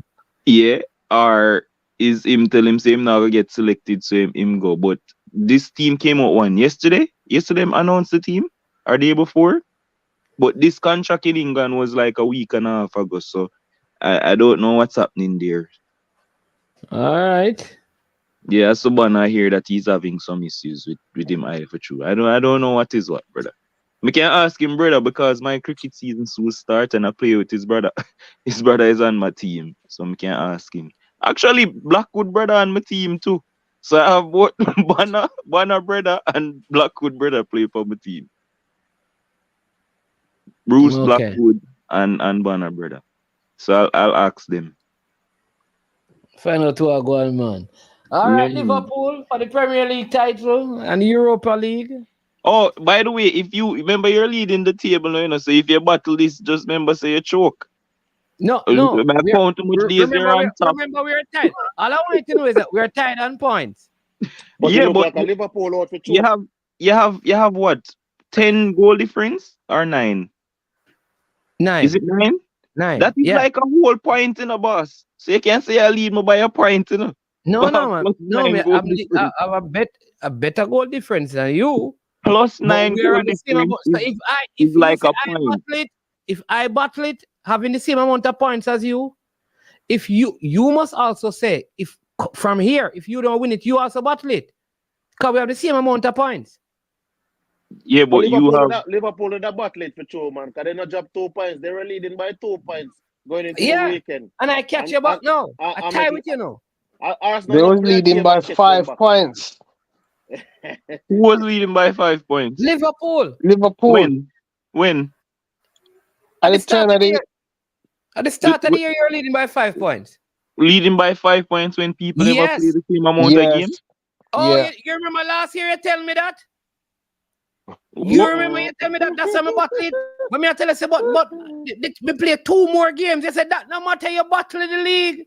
Man, you were on top of the league for 272 days. That's why I'm say about the league. That's it. Nothing else. No, but you are saying to me, if I don't win from here, I have battled the league. And you and I have the same amount of points. So if you don't win from here, you battle the league. No, man, we're not going to have this discussion because like I'm going to win the league at the end of the season. So there don't need to argue who battle what from who battle what. All right. Man, you have some tough games coming up. And I mean, both of we are fight over it with City's running. Maybe them come sneak it from both of us because they have a very easy running coming up. I just feel like City not playing at the level that City is normally used to playing at. So I don't know. I don't have any confidence in City finish ahead of Arsenal and Liverpool. I don't. So you think City finishing 3rd? Yep. Wow. I think the title is between Arsenal and Liverpool. Wow. That's very bold. Even with their running, I think like Spurs are probably them only like banana peeling. No, Spurs. man. All right. Let me tell the teams that I think City going to struggle with. All right. It's not just Spurs. City, they have been there and done this. They have Brighton away. Easy 3 points. No, man. And Brighton beat them last year away. What you talking about? Easy 3 points, boss. I don't believe so. Right? Brighton so they're going to win Luton. They're going to win Nottingham. So Spurs and Brighton are the 2 games that they have. All right. This Brighton team is not the same. Listen, Brighton players are coming back. Remember, so the Ferguson coming back from injury. What Ferguson's been back? He's just been on the bench. No, he didn't. Ferguson didn't even play in the Arsenal game. He's back. He was on the bench. He's been back. But he's not fully recovered, though, Demo. You know, I don't think the man win the Nottingham Forest game. Here, them Nottingham Forest, my friend. Yeah, man, I think the man win the Nottingham Forest game, man. Nottingham Forest, not relegation. Nottingham Forest, not relegation fight, you know. Not with Everton losing 2 points. Nottingham Forest, not the relegation fight. But Everton just got points deducted from them. Yeah, man, call the rest of games after Spurs, please. For who? For City. So Spurs is your last game. Oh, that's the last game for them? Yeah. Last game. So City the league gonna wrap up before that, man. You must be a madman. The last game when Spurs need to qualify for Champions League. All right, so I'm gonna tell you, man. The league will be done by then.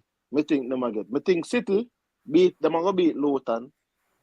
Then them have Brighton away. Them are lose to Brighton away. Them are draw with Nottingham Forest. Them are beat Then them have Wolves. Wolves at home. Them have Fulham away. Them have West Ham at home and Spurs away. All of those. Wolves and them are beat Fulham. All of those. Right. Liverpool have 3 consecutive away games. Them have Crystal Palace at home. 3 points. Then them have Fulham away. 3 points. A 3 consecutive away game, man. And West Ham away. Everton away. That's the banana peel. West Ham away. 3 points. Draw. Spurs at home. Win for Liverpool. Spurs at home and next 3 points. Win for Liverpool. Aston Villa away, Champions League for Aston Villa. Lost for Liverpool. 3 points. Wolves at home. At home? Liverpool. You say Aston Villa is at home? Away.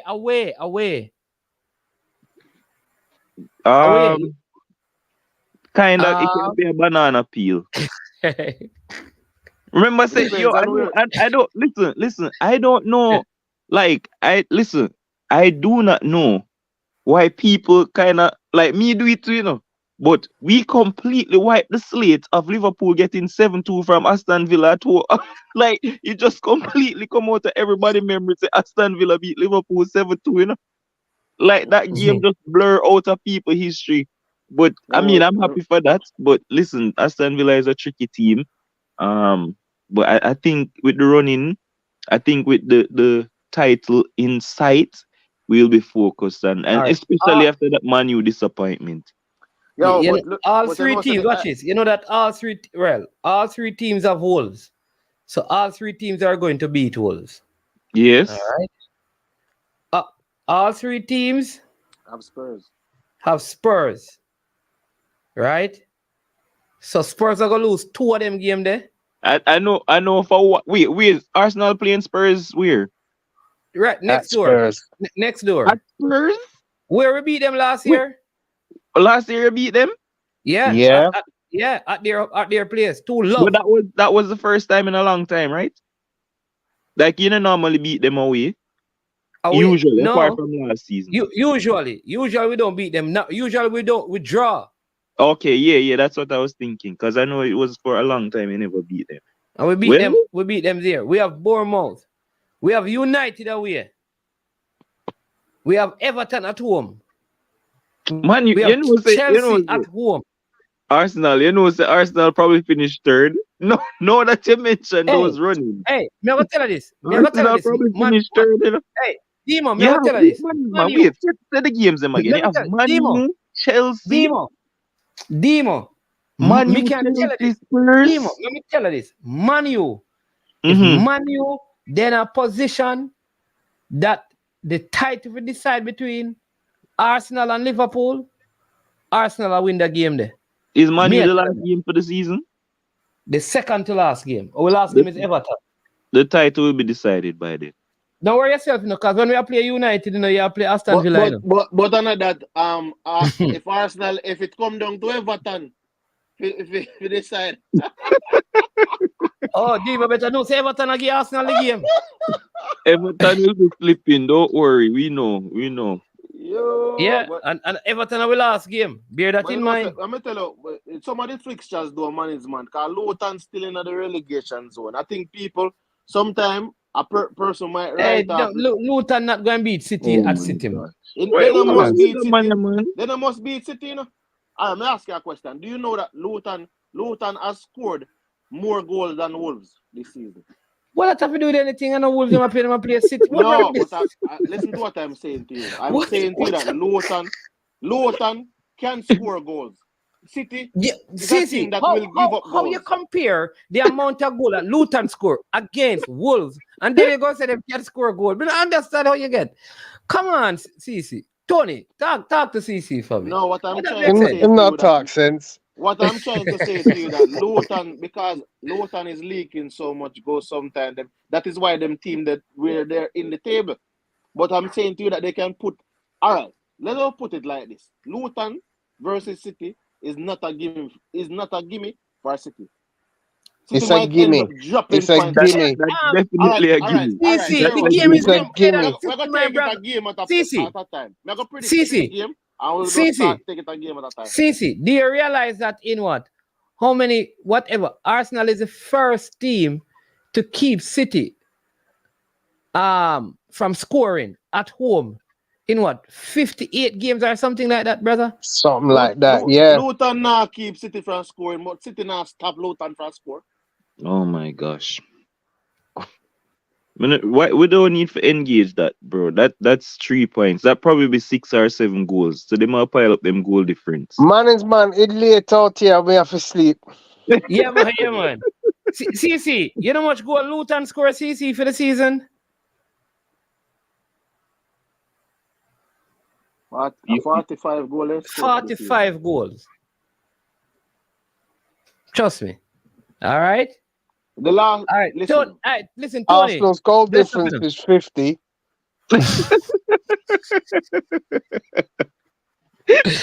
So yeah. So CC, you understand me? Arsenal goal difference. Luton, score 45 goals. Arsenal goal difference is 51. Liverpool goal difference is 42. City goal difference is 40. And you're going to tell me that Luton can't score a goal? I'm gone. All right. All right. Tony, You know what's funny, man? I think most of those Luton goals are come at their home too, because they score goals playing at home. Because of the field, the pitch is very small. Mm-hmm. That's what, because it means Arsenal. Remember the Arsenal game was a 4-3 because the pitch is very small. Yeah. But big up Tony. I mean, thanks for coming on as usual, man. Have a good night. Respect. Luton with the fight back. Luton with the draw against City. Yeah. So man. So listen, I think like it's going to go all the way down to the final week. I think I believe it is between Liverpool and Arsenal still. I don't think City is this weekend we have Mannings, man. We have this weekend.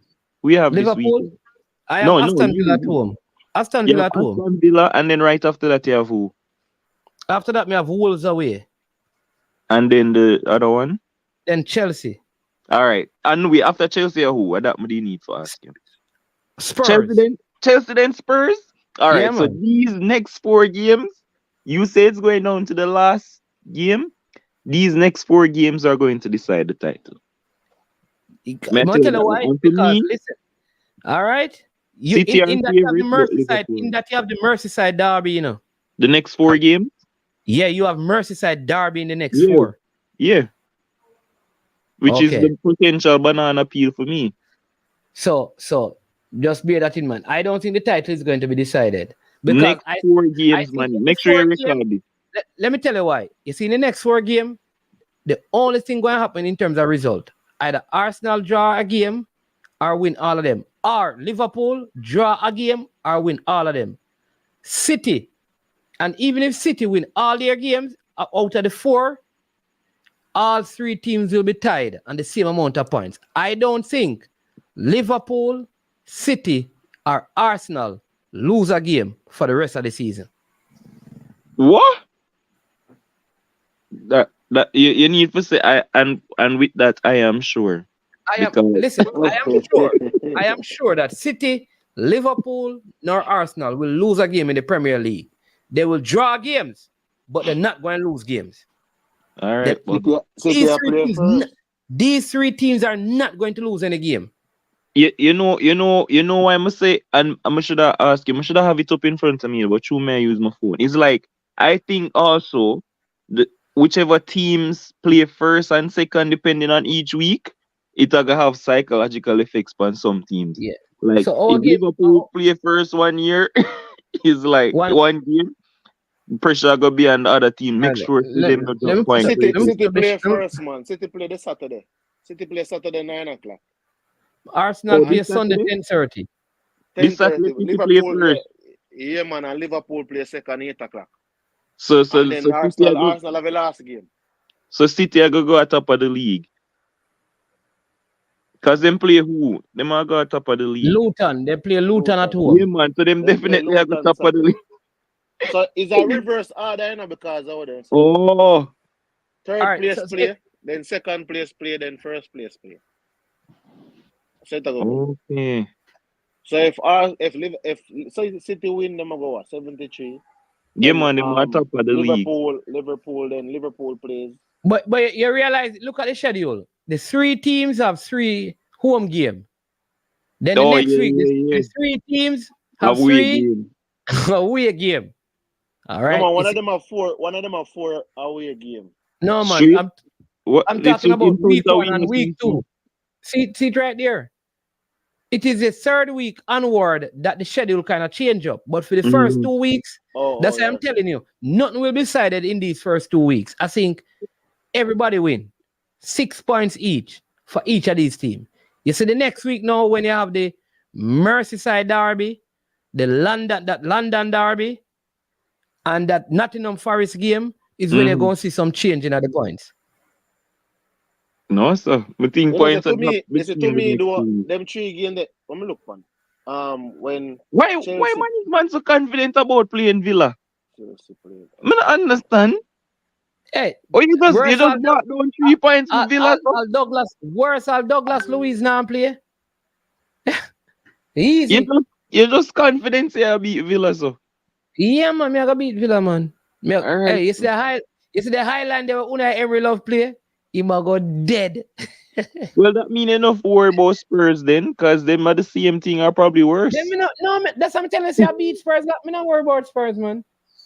Oh, then you with the league then, man.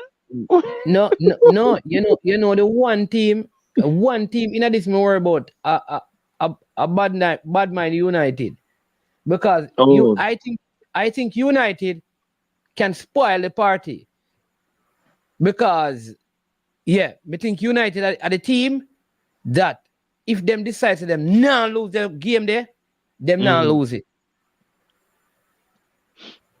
All right. So I think like the team that control Arsenal, like winning this title.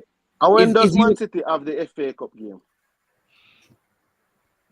And you know, factor in them things there, man. You have a Champions League game against Bayern coming up too. City have Real Madrid again. Yeah, but the 3 teams, but Liverpool have Atalanta 2 times as well. Yeah, but that's a Europa League. Also game. look on the FA Cup.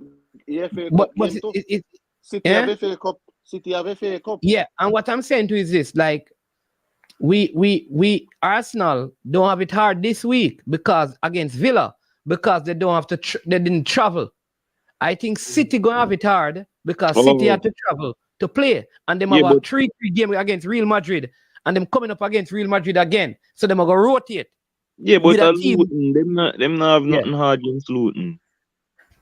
So that game you see the Brighton game.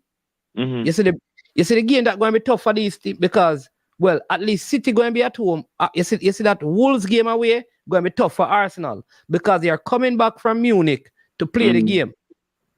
Yeah. All right, boss. We'll see. And then Duckland say Manchester United and but isn't the FA Cup played in May?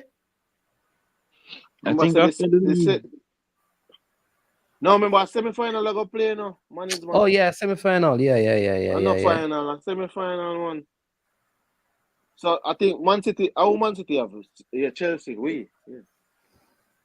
And Manchester United have a look easy team, man. Coventry. Where I say easy team. Coventry. Lattibody here them. Where I say Lattibody here them can't do it. Lattibody here alone. because KC Palmer out. Yeah. A good little game I'm gonna play, man.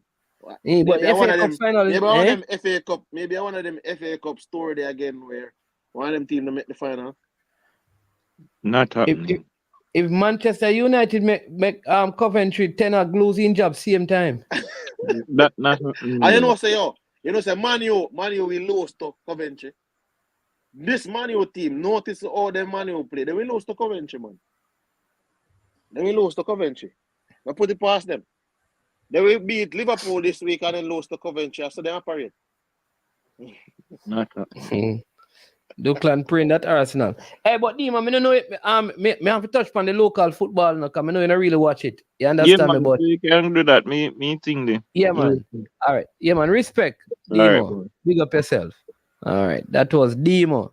Man who love Liverpool but don't too fancy Darwin Nunez. Listen, people, the JPL is at a very, very interesting time. Have to talk about it. Mount Pleasant Cavaliers straight into the semi-final CC. So we have big games coming up in terms of the playoffs, right? Big playoff games coming up. So you got Tivoli play Waterhouse, Portmore play Arnett. Yeah, man. Big games. So the playoffs are coming up. Yeah. So looking forward to those. So Tivoli and Waterhouse. So it go Portmore and Arnett. I think right? So good matchup. It should be semifinals will be played at Sabina Park. So expecting a very large crowd out there supporting the teams. I think the first games are on the 22nd. I think that's when the first games will be played. The first games will be played the 22nd. Yeah. April the 22nd. 6th place versus 3rd place. That's the 5 p.m. game. And then the next game will be. You the irony, man. Oh, yeah. Go ahead. Yeah. The Arnett Garden Waterhouse game will be the late game. And then the 28th is when the return leg. So 1 week after that, the return legs will be played.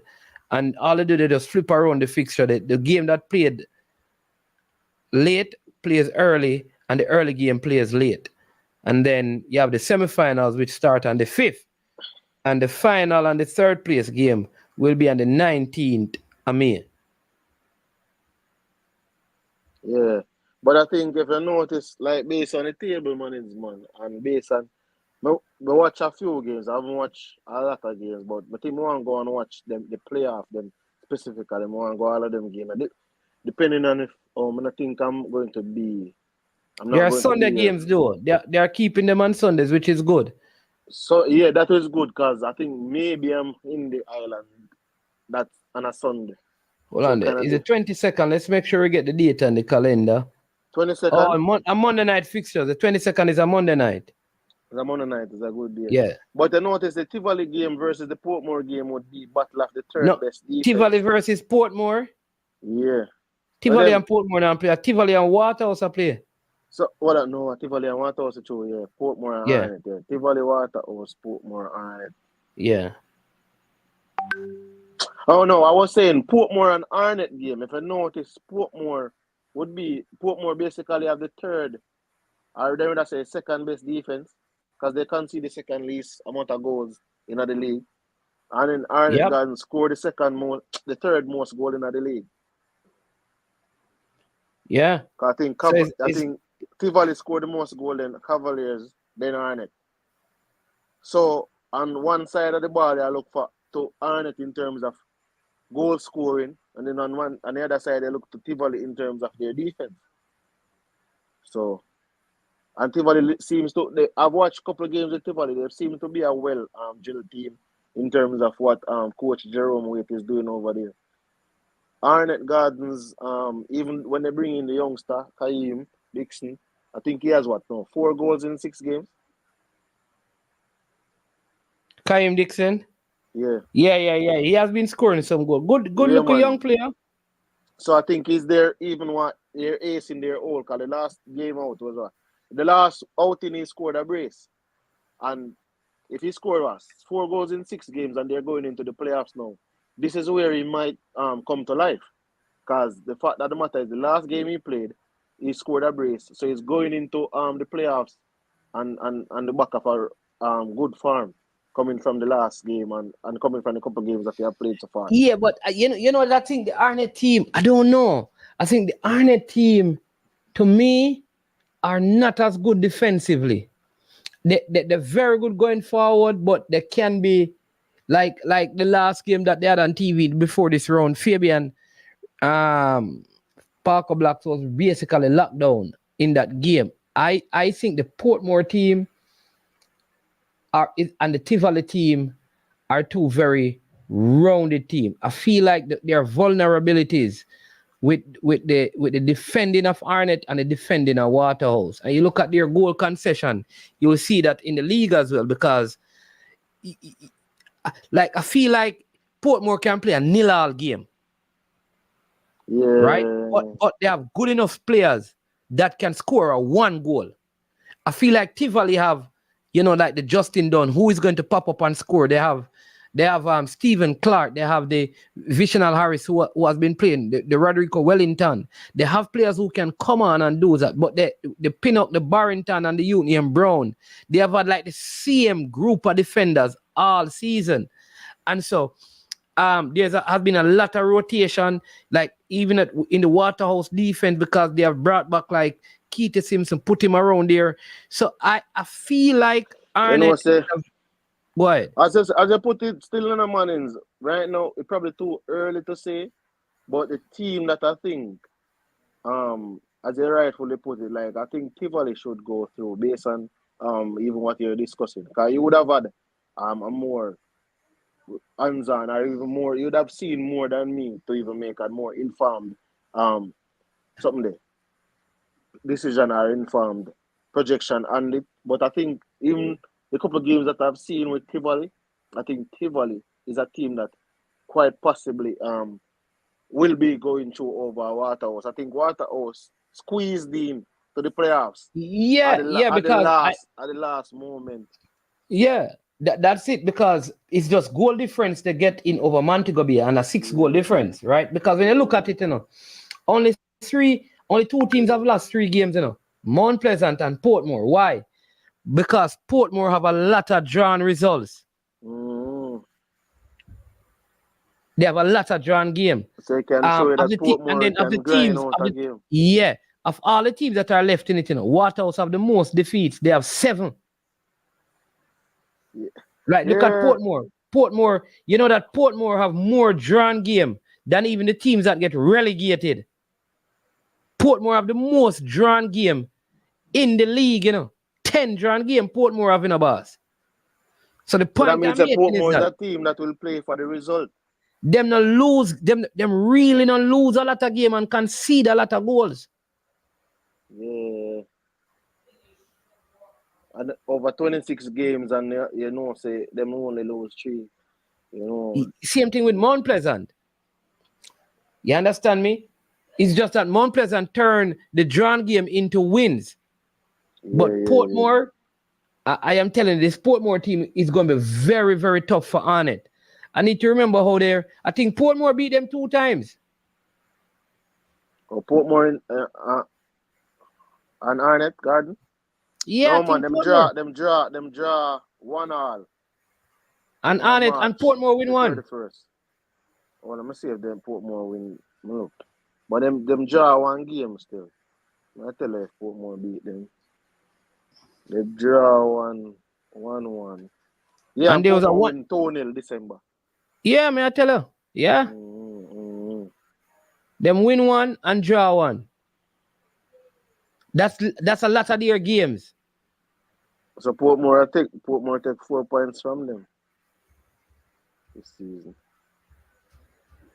Boy, Duckland, I really don't see, because remember now, if Arnett win, if Arnett win and Tivoli win,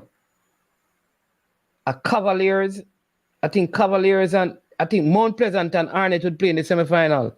I think that's how it goes. And Tivoli and Cavaliers. If those are the winners coming out.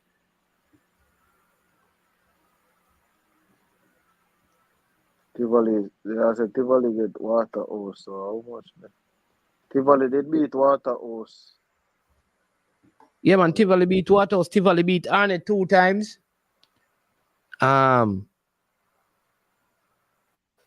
Yeah.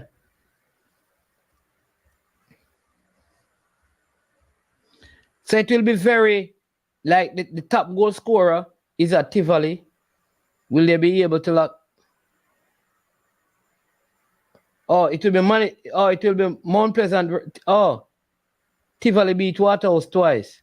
So it will. Oh no. So it will be Mount Pleasant versus Tivoli, and Cavaliers versus whoever win the Arnett Garden Portmore. So it is really Cavaliers versus Portmore, and Mount Pleasant Tivoli, because I am telling you, I don't see Arnett Garden coming out against this Portmore team. The good thing with Portmore too is that they had what's the guy named Walsh who was out. That means one of the best, like if Mount Pleasant, even though I think Cavaliers yeah, it's sticky then man. It's sticky. So these are going to be very good games, man. I think the league, you see, I think, and if you even look into it though, man, in terms of the top six, when you look on the top six, or even the league is not, what would I call it now, far from if you probably look in other seasons, like last season that did pan out again. Last season, the sixth place team did up on like 41 points. I have, I think, Bumbleland they were 42 points at fifth place. They were like 13 points off the leaders. Yeah, the point standing is closer, but it is closer, but it's like, but at the teams that get relegated last season, I think they Chapperton Maroon and Falkland, I felt like they put up greater fight in the league than these two teams, especially Chapperton Maroons, who ended up getting some points deducted for some stuff. You understand me? I almost feel like if that never happened to Chapperton Maroon, they would have found a way to have remained in the competition. Yeah. I mean, but I was suggesting to someone in the football CC that what should happen next time around is that, you see, the three teams at the bottom of the table, they should play against the teams that are getting promoted. Like the three teams, like the first place, second place, and third place team, to pick the three teams who are coming up, or something like that, to have a playoff. Because I think if the team in the league is better than the team that is getting promoted, maybe the team that is in the league should stay in the league. But if they are not better, they should get demoted. So, for example, say Racing now. I believe that Racing, who is leading the Tier 2, will qualify. Even if they got through a playoff with Treasure Beach, Harbourview, and Limeall, I think they would still go through, because we think them that good. But I don't want the next team now to come up who not better than Treasure Beach, not better than Limeall, and Limeall was not a good team. You can imagine if we have a team that is not better than Limeall come up in the league. They're going to be the beaten stick of the league, man. So I think we need to do a little playoff thing. But you see, man, I think the 14, you know one thing though, the 14 teams in the league though, I think it makes for a better league in the sense that. No, I'm gonna tell you why. Hold on, let me give you some numbers. You know what? Let me give you some numbers, and then you can make a statement around it. Look at the top. How many teams from Casafa? Cavaliers, Tivoli, Arnett, Waterhouse, Mullines, Harbourview. That is 6. Mm-hmm. All right, 6 teams that. All right.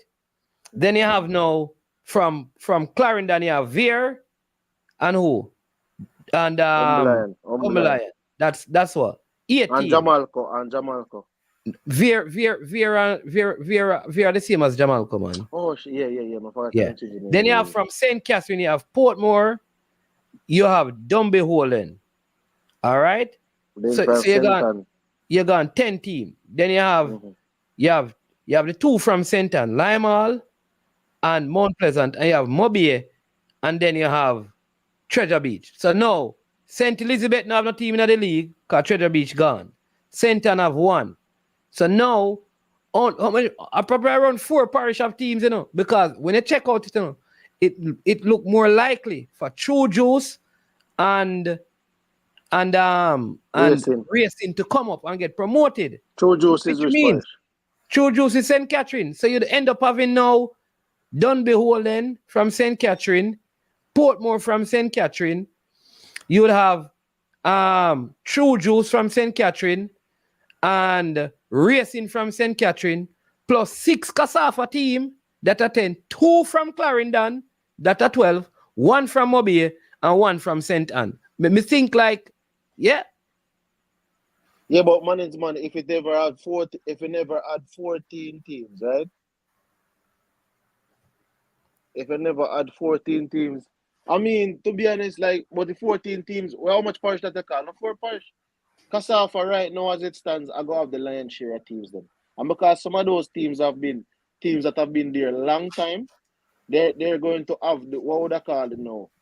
Them have this longevity thing where they can get the players. Them have history where they can get more players, quality players than some of the new teams them to stay in the league. So you see, that's the thing. If it is that you're saying that the league, what you're saying, the league should go to probably 12 teams? No, I'm saying that keep it as it is. But that's what I'm saying. Keep it as it is in 14. But here's what. If it go down to 12, it means that your tier 2 would bring up better quality teams. I think when you go to 14, what you find is that you have less quality in your tier 2. And that is why I would say let a playoff for them teams that are come up.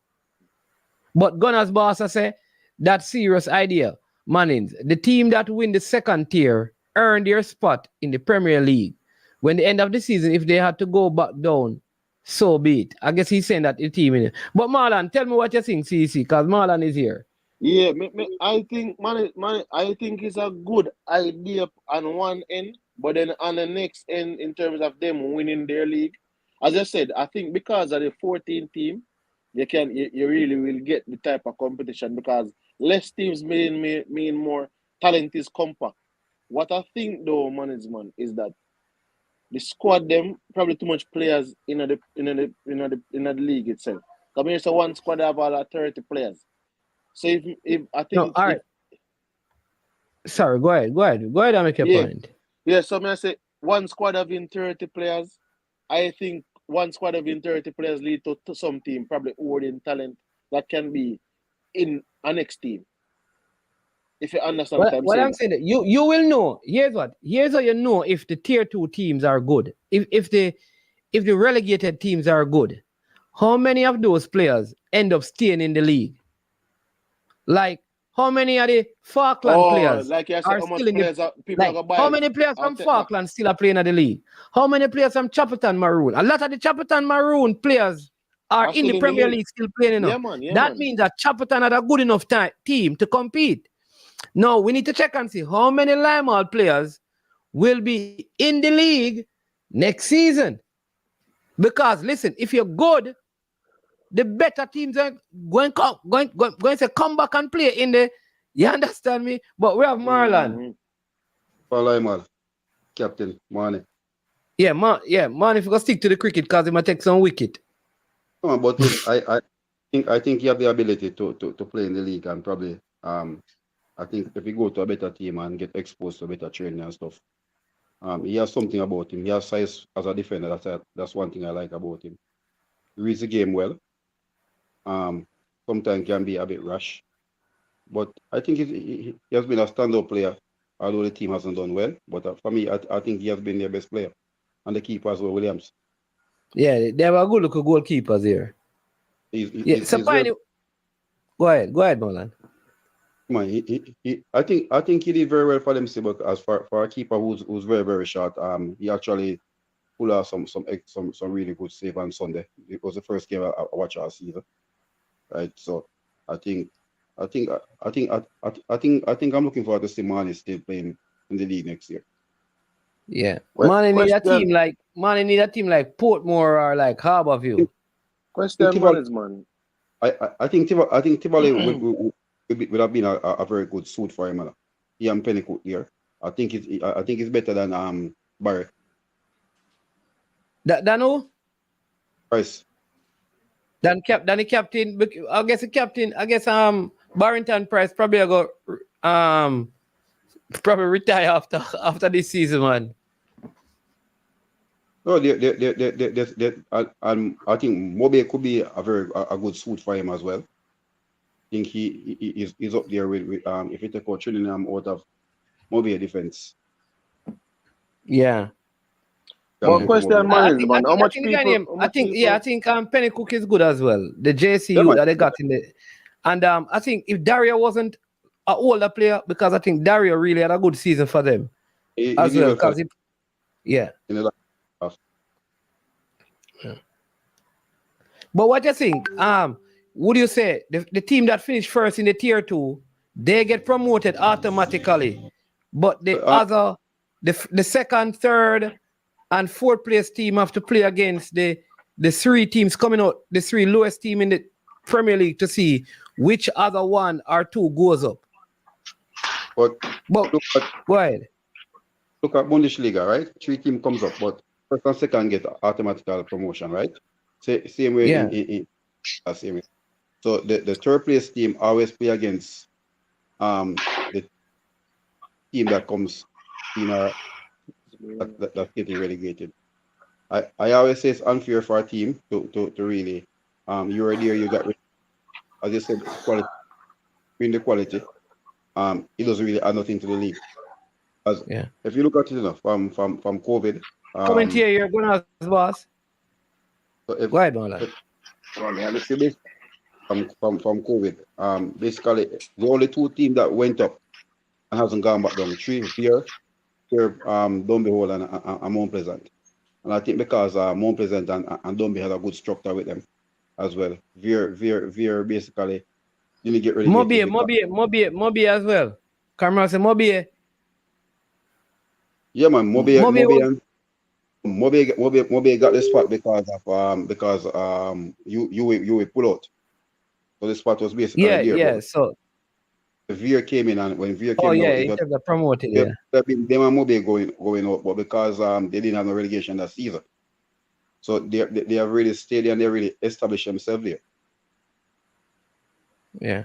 All right, we have Gunners Boss online. Gunners Boss, good evening, welcome. Mullines, Mullines is the next one. I think Mullines. Yeah.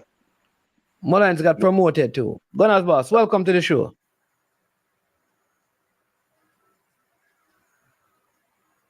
Gunners Boss. Oh, I didn't mute, you know. Because I don't like to interrupt the thing. Good evening, people. Yeah, man, good evening. You know what? Man, I ain't got no good evening right now. I'm doing bad. So I'm doing bad, y'all. So I ain't going to be nice. Anyway, my name's man. You're really serious? Hold on, the earthquake.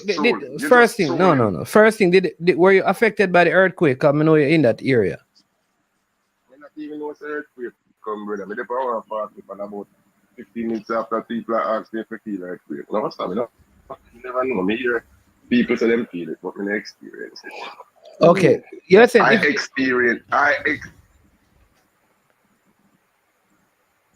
Gilbert and the high seas of the Peter Bank, so West Rock. Never experienced a hurricane yet. Okay, you're asking me if I'm serious about what or if I'm trolling. Are you trolling? When you say a team playing in the 2nd division, win the second division, earn their right to the 1st division, and they should go back and play a team that should have gone down, and a team that's on their way down to earn their stripe again. No, you're not serious with that. Listen what we said. All right. So there are 3 teams who finish at the bottom of the table. And there are 3 teams in the tier 2, 1st, 2nd, and 3rd. So what you do, you promote your first, you can go as far as say, and you promote the 2nd team. And then you let the other 4 teams go in a playoff for the next spot. That's all we say. So the 1st place team qualify automatically. The 2nd place and 3rd place team can go in a playoff. If the 2nd place and the 3rd place team you're talking about from the 1st division did not make it, why should you put risk those teams from the second division who should have come up, risk their chances of making it, even not showing in the top league to talk about? Because we are just going. They already earned them spot. Yeah, but what we are saying is that you never earn it this year. All right. No. So what we are saying, though, Gunners boss, is, for example, if the team that is coming up, so the first place team, bam, fine. If the other teams that are coming up are not better than the teams that are going to be relegated, what is the sense of them getting promoted? Because remember relegated at the end of the season again, and other people come up. No, it's a revolving door. No, but what I'm saying though, people have to keep coming. What I'm saying though, because remember, the team that I'll probably finish second is probably not a good team. The team that is getting relegated maybe have a better team and stuff. But whatever, like Treasure Beach, for example, had coaching changes and player changes throughout the season. All right? But maybe if they play against some of these teams that are getting promoted, they can't beat them.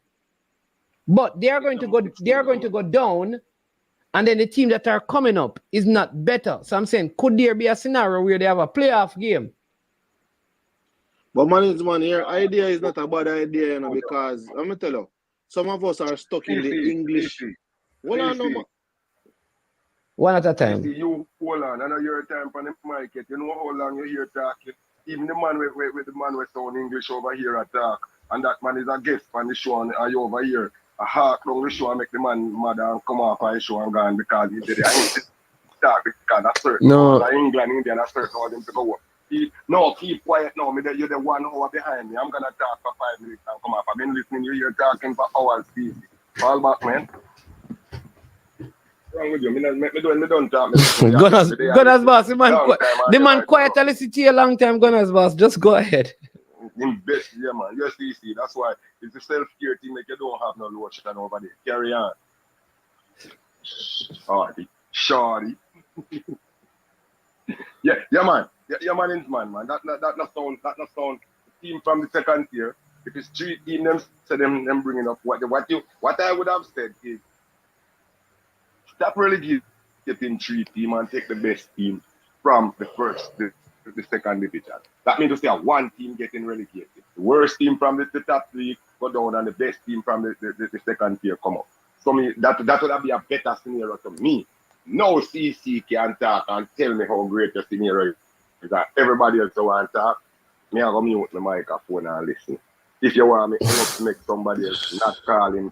No, what I say, yeah. Alright, what I'm saying is this.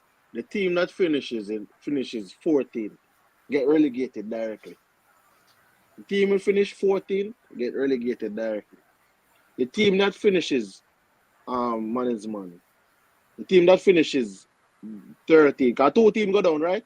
Yeah, 13th and 14th get relegated, and first and 14th. Second get promoted. Right, so I think the team that finished 14th get relegated, and then you play off with the team that first, second, and third, and the team that finished 13th go to a playoff. No, here's why I am also thinking, right? That I hear people from Montego Bay saying that how about you sell the game to Mobile United to Waterhouse, because look how the keeper just give the man the ball and stand up when the man kick the shot for it to score. So they are saying that let me finish now. They are saying that happened because Harborview could not get relegated, could not get promoted.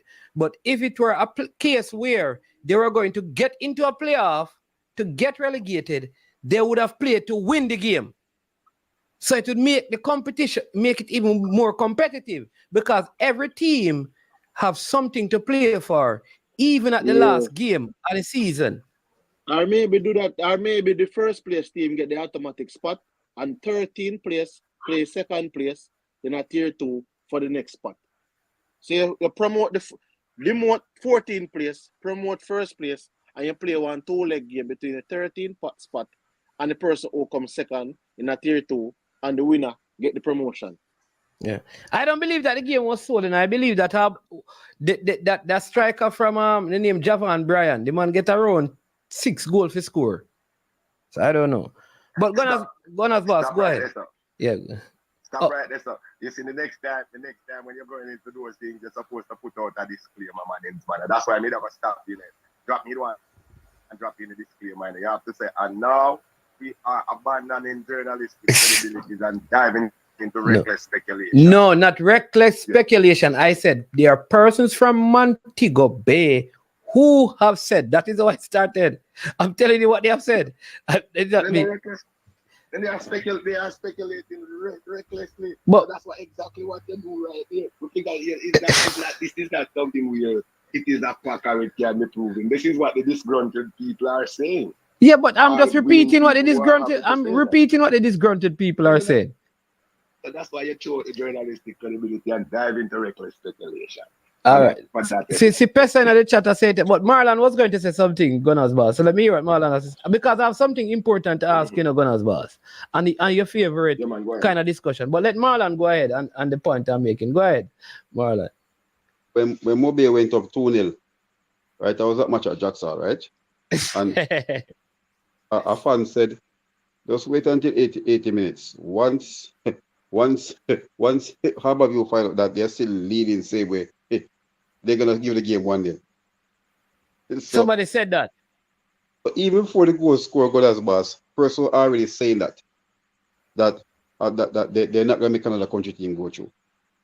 Yeah, and then you know what was true to Marlon, because I hear people say that the game all the games were supposed to start at the same time, but the game in Montego Bay started 15 minutes late. Yeah. Here's the thing as well. Cavaliers were leading, right? Waterhouse scored, right? So it looked like Waterhouse going through.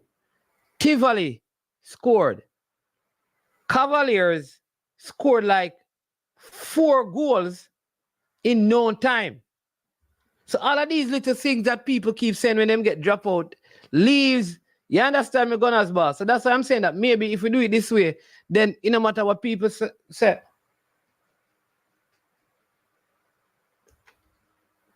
Yeah, man, I just see that. Yes, so I done with that. Now, when you say you want to ask about what should I topic?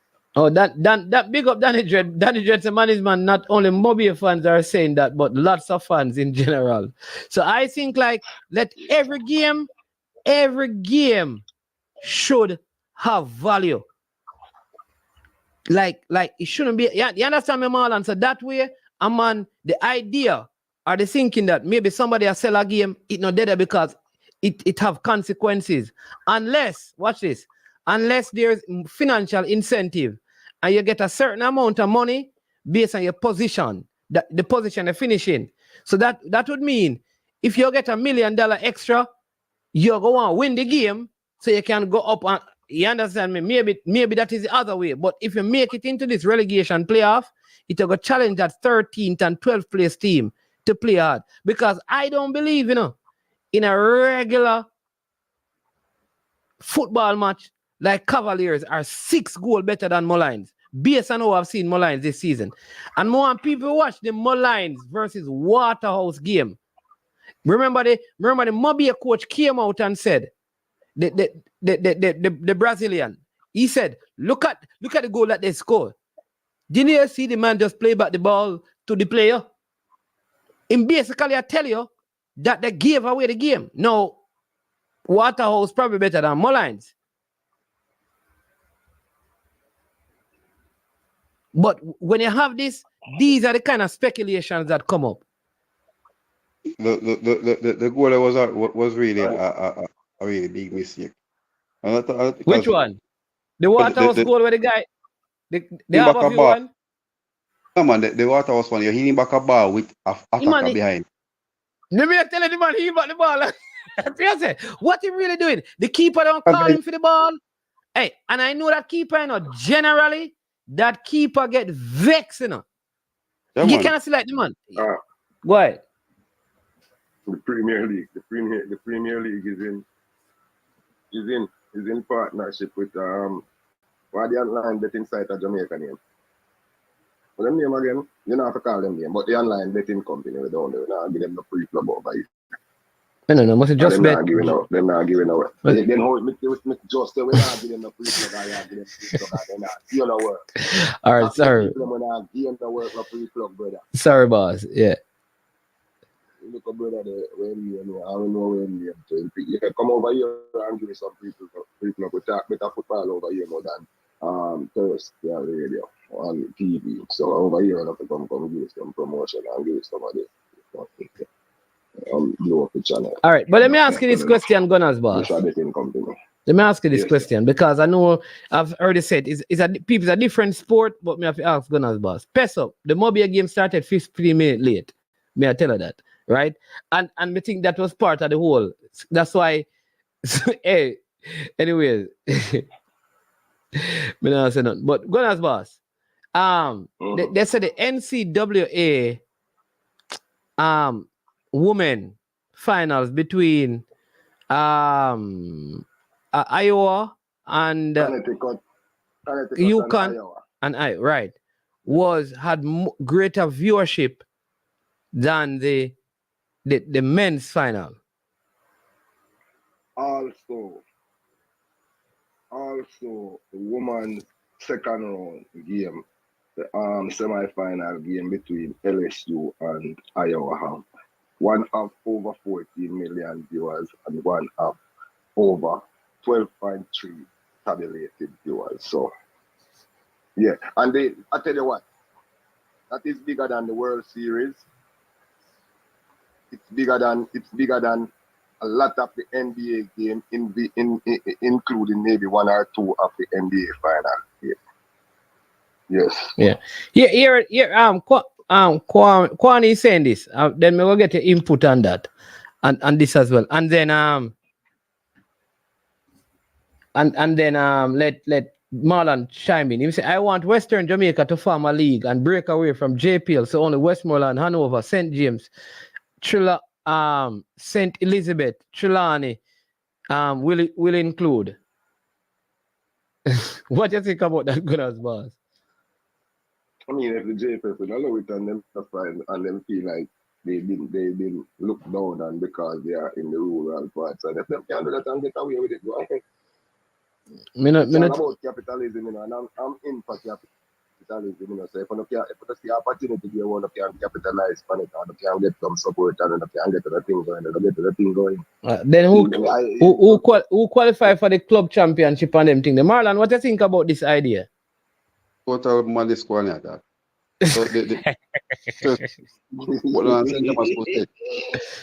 And St. Thomas and St. Mary and Manchester can say the same thing. Yeah. Right? So what did happen? Yeah, what did happen? Where would the people from St. Mary put their team and St. Anne? Oh, St. Anne where the people from Manchester? Yeah, good point. Where would the people from Manchester put their team? Where would the people from Clarendon put their team? Which one of the league? No, but one is one. We have to call it as Eh? Yeah, football is not there, right? I think if you look at it as CC was saying earlier about team and squad, right? You're talking about more present with a squad list of over 30, over 35, right? Dombe has a big squad list as well, right? Portmore over 30 same way. Tivoli, with players coming back in January and stuff, they up there to 30 same way. So if Moby has a big squad list now, so it's very hard for when the new team get promoted unless a team come that is financially stable, right, and can go and get players like what Mompesen did. What Dombe Holland did when they came up. Right? If it don't come that way and financially sturdy, have a good structure to bring in players that are really proven, they won't survive. It's very, very hard for them to survive. And we are basically seeing it worldwide in international club football. You see it in the Premier League, the three side count, they are struggling again. Right? Italy, same way. In Spain, France, you have two of them struggling. So it's always that, because when you have team that who already structured in the league, and for you to come, if you don't have some top players to come to compete against them, if you're not financially stable, you won't survive it. Yeah. One thing you have to comment. I go on as well. No, that's why I said if they can capitalize for it. But truth be told, that is a joke thing. Jamaica too, like management, so that Jamaica too small to break down a different division of the football. Like it's supposed to be people come together from each parish and then come together and organize the league. But you know what is funny, Gunners boss? Let me give you a big deal. The hardest places to get sponsorship for the football, people will tell you. In fact, the Hanover team, Hopewell, pulled out of the tier 2 because of financial reasons. So if they can't find sponsorship when they are involved with the rest of Jamaica, how do you go find sponsorship to operate by themselves? That is the question. Look at a joke for real. If we could put our children aside, a joke argument that because Jamaica too small for that. I like to say the support that they nationwide for the football like that. So it's not gonna really work out. And if for the public you gotta wait for to fund it, it's not gonna happen. And the private sector, I don't know what it is there. When you're in football, you know, and CC in the football and Jerome Marlon in the football and Brian Mike them and them in the football. So you know have to go find a council, you have to go get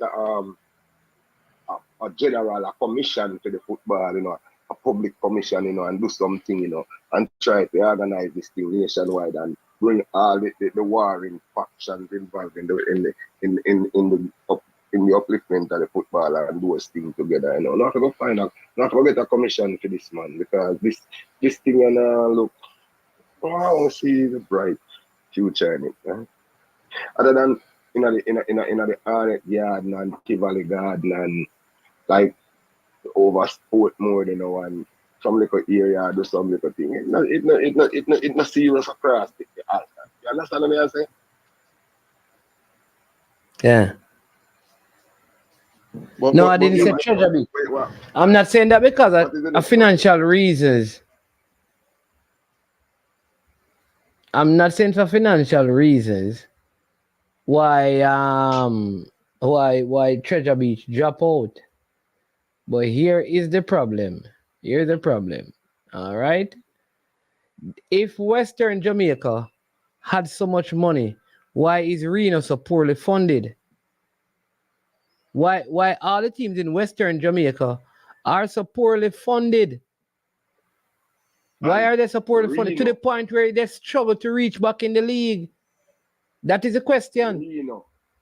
Why the infrastructure down there, Froome Sports Ground, like if the infrastructure itself is shambolic. Reno and them thing they know a landmark, you know, them thing they are a historical place in them region, you know. But I think I say the sugar industry look like it watered down that side of Froome. They're interested to develop the football field and all them things more. So it's up to the people them in the community now to find a way to take it over and get it back far. It never moved from morning still enough. Yeah. And here's the other thing. You know? There's no guarantee that the players that you have playing in the Western region will stay down there and play. Some of them are good. You think if you have a star player right now, and Mount Pleasant come and call him not leaving? Him leaving. Nothing wrong with that. And yeah. So your best players are also going to leave. Yeah, and I say you keep on building because the next man there, we want to get that opportunity and it might be even better at the end of the day too. So and he gonna leave. I saw the football thing to run, man. People to move road, man. And get the game up, man, and get the thing active. But I don't know where sir. I don't have no money to do. Anyways, Gunners boss. Yeah, man. All right, bless up, cause we're gonna wrap up here now, you know. So respect as usual for the call. Yeah. CC credit run out. Yeah. All right. Yeah, man. All right, bless up. Yeah. All right, so people. Marlon, but I want to touch on this. All right. I'm going to say it again to Jamaica. And who can listen, because this is going to be. You see, the intro to me saying, it says, if we can get all of these things done, set in place by, you don't know the little thing that I say? Yeah, man. Right. That was the beginning of the last World Cup campaign. Right? The beginning of the last. I'm going to say it tonight again and read in between the lines. I talk to the Jamaica Football Federation. I talk to players. I talk to fans. I talk to every staff member. Football no belong to fans. It no belong to the players. It no belong to the Jamaica Football Federation.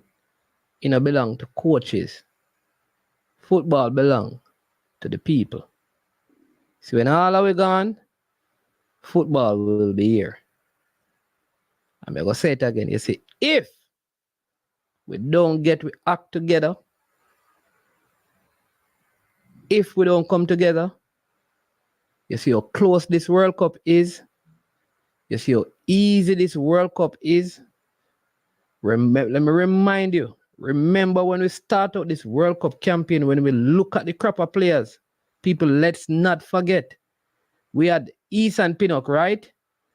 We had Mikel Antonio, right? We had all of those players. We had Leon Bailey, don't it? That's how the campaign did start. Remember? Have we forgotten that this started in the pandemic? When we had to travel and all of those things and Coach Whitmore was there. Let me say it to you again. You see, if we continue to use with ego and attitude, feelings and carry feelings, bad mind and carry go bring come, and don't come together as a people, I may attack everybody involved in the football. You see, USA, remember, mark my word, Jamaicans will only watch other teams because Jamaica will not qualify, because there's never been a kingdom that divided against itself and stood strong. So, you see, we know somebody in the GFF, make them hear this. If you know somebody on the team, make them hear this. If you know somebody on the coaching staff, if you know fans, let them hear this. Let me say it again. If all of us, me attack everybody, you know. Then we call the GFF. Me attack from coaching staff, from Coach Hal Grimson, everybody, management staff, every single player. We are gonna be a part of this campaign. Me attack from the man who drive the bus at the GFF to the man who wash the clothes or cook the food. Everybody. The fan who beg the ticket for go to the game, to the fan who buy tickets to go to the game. The biggest player and the littlest player. Yes, remember me telling you this. I'm going to tell you this. The end, in other words, if we don't get it together, the failure are going to be evident faster than the last campaign. In other words, by the time we reach to the second round, we are going to see we can't qualify again. So some of you need to sit down and think. Because one thing me knowing about Father God, here's what with Father God. In words true. And you see, whatever a man sow, a man reap. You cannot be planting bad, negative, division, tear down, and believe that you'll get peace, prosperity, goodness, and success. Life no works. So you cannot sow division and get unity. It is impossible. I'm saying this with a very heavy and strong heart. Because I've seen better federations, better fans, better footballers fail to go to the World Cup. I have a friend that I met from Italy, Italian, who was a part of the federation over there. And he told me why Italy failed. You think a quality player make Italy fail? Be internal wars and conflicts and fighting at the football. That's the time that they lost to Macedonia in the Euros. In the Euros. Hmm. And they say if you're in Europe, you know. They said they knew from before that it was going to fail because of all the turmoil in the football.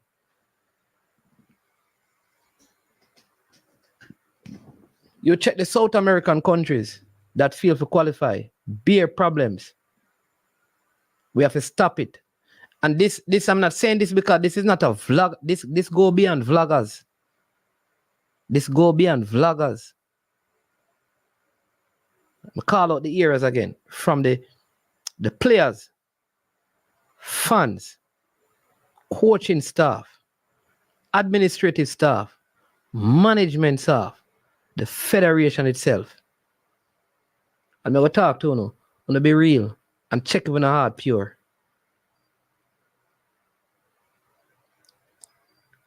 And I'm going to go back to this again because one thing with me is an honest person. I'm not perfect, but I'm honest. I'm going to say it again. Anytime in life you believe that people need to apologize to you, something is wrong with you. Let me say it again. People must apologize because they recognize they're wrong. Not because you believe them owe you an apology, because you believe you're more than them. No man, no more than no man. Some of we may brown, some may bleach, some may be black. Some may have gone to UWI, some UTech, some the University of the Streets, some no school at all. I'm going to say it again. And me remember management telling us this in the last campaign. Me tell them say it have a fix by May. You see by May them thing gonna sort out. The cookie I go crumble. Mark my word.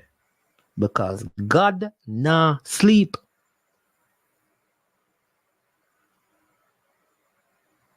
Remember management? You can't say management never telling you, So you see what you can do? You see what you can do? To make a difference,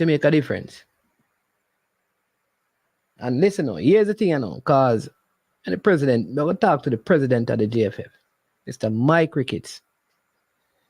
You cannot afford to have a one more failed World Cup campaign as part of your legacy.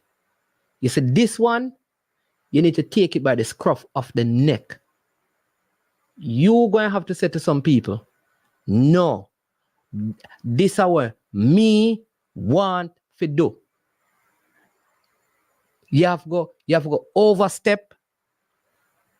You have to go assert your authority because this is your legacy. You cannot allow a next failed campaign under your leadership. I tell you this, at the end of the day, everything rise and fall on leadership. Leadership is legacy. I will not address this matter again, but you can clip it and make the I Am Sure sports song because I'm confident of that.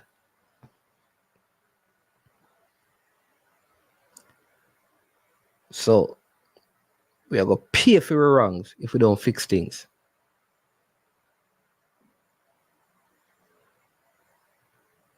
Because God now sleep. We have to learn to treat people good. We have to learn to do what is right. We have to learn to be honest. We have to learn to come together. I think Fresh God put it up there. Yeah, we have to put aside the ego.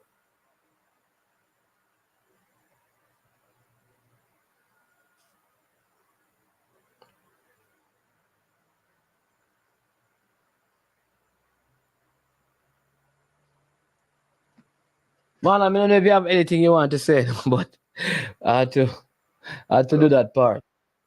I understand. I don't say that. I think we are at a position right now, and as a skilled person, it's not a given to qualify, right? Because we have teams. Yes, we are drawing for the semi-final round. We are drawing a favorable group. Yeah, but at the same time, we are recruiting gear-looking players as well. So it's not a walkover, right?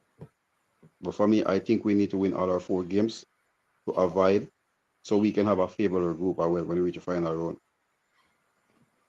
Right? Because you have 6 group winners, so you're gonna end up playing a group winner. But the three, what the team, the countries with the best points aggregate, right? They will be placed in a different pot. So from what I was seeing, I see they won't face each other. So if you're looking at to try to avoid Costa Rica, Panama, Honduras, eventually you're gonna get one of them to play. Eventually, we're gonna get one of them to play. But hey, listen, honestly, let me tell you, sometimes I'm not even concerned about, let me tell you this, and we keep going back to the last campaign, you know. And we go back to the campaign right after 1998, you know, what happened in the 2002 campaign, you know.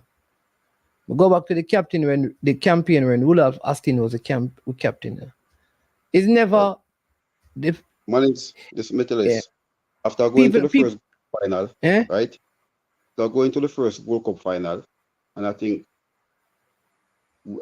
Schaefer make one of the biggest mistakes. You're coming from a high from going to Copa America, coming from a World Cup final, when you Wes Morgan and most of a couple of the guys were left out of the team. I think McCleary was out as well, and Nicaragua came here, and I remember in the stadium that Friday night, it was like I was wondering if it was a nightmare happening. Yeah. So there you go. And you know what is funny? All of those things, like all of those World Cup campaign people, check the facts. It wasn't the failure per se in the quality of players that caused the demise of the campaign. And I'm putting to you people that if we don't fix those issues, it's going to be the same thing. I mean, I don't want nobody come tell me say, but things are improving. Here's what I'm saying that. While we may be able to prepare a better surface, prepare better flights, prepare better food, get nice jerseys, here's what drives people all over is how you make people feel and you treat people. Never forget the people who fought to bring you where you are. Let me say that again. There are people out there working hard and diligently. Many of them for nothing or for way less than what they deserve. Don't forget where you're coming from. And we must, you hear me? I want to know, people. We have to walk in a unity. Because, again, I've never seen people so... Let me tell you something. Hey, people, listen, you think what you see on the field at Mount Pleasant is just an on-the-field thing? Check them administrators there. Them get some sponsorship for slippers, right? You know Marlon from a company named Reef. All of them have them own slippers, right? Them go out, them go give bond, them go to the infirmary, all of those things, right? You know what they did? Them show appreciation to them fans. What them did the last game, Marlon? No free, sir. Everybody come in free. Gates open. There you go. Because people... You think it's because people could not have paid? No, that was not the issue. Because that's a body, a group, an organization that they are willing to put down the personal stuff, the egos and those things, so that the football can progress. Let me can tell you this. Let me tell you this. I can tell people this. You never will hear Peter Gould come out and talk about a need for apology. Or you never hear him come out and call out no player. You tell me one time. You know, you must say a whole part time Mount Pleasant Field before them win, don't it? Yeah, definitely, Marlon. definitely. All right. You never hear that man come out yet and speak about him players them and speak about certain things. Just say, come on next year again. One thing, and man, it's Every from time, there. go there and listen to him. Come on again. And every time he hears what him say, what do you need to do better?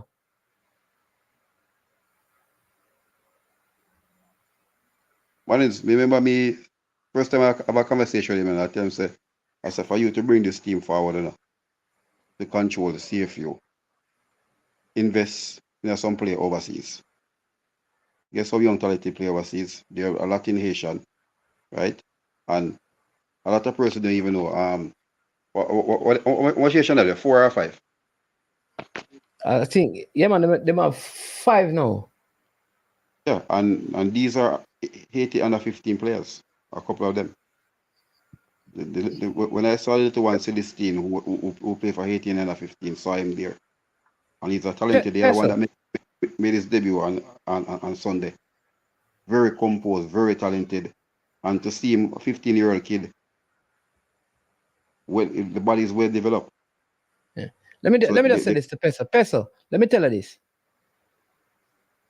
Let me tell you this, Peso, because you always feel the need. So, you know, say you're very sharp with people, you know, right now, you know, on certain things. You know. It's when me I talk, what Mount Pleasant is able to do, listen, Mount Pleasant can get people to come out there and cut drugs out for free.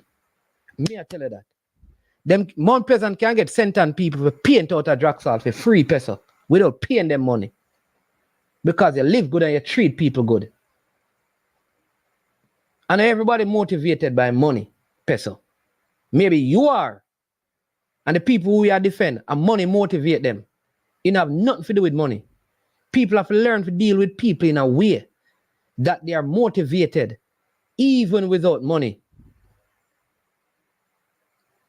May I tell you that? It goes way beyond money. Let me tell you this. A lot of times with our teams, all over when them travel, people from the diaspora will support them.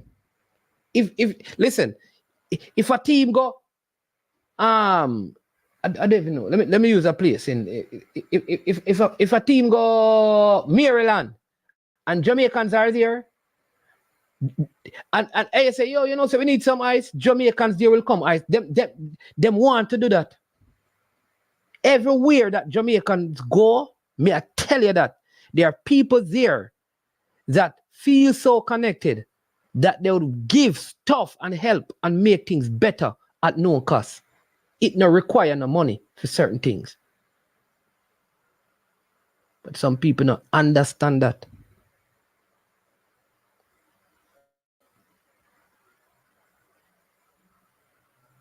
I mean, I tell you now. We need to be wise.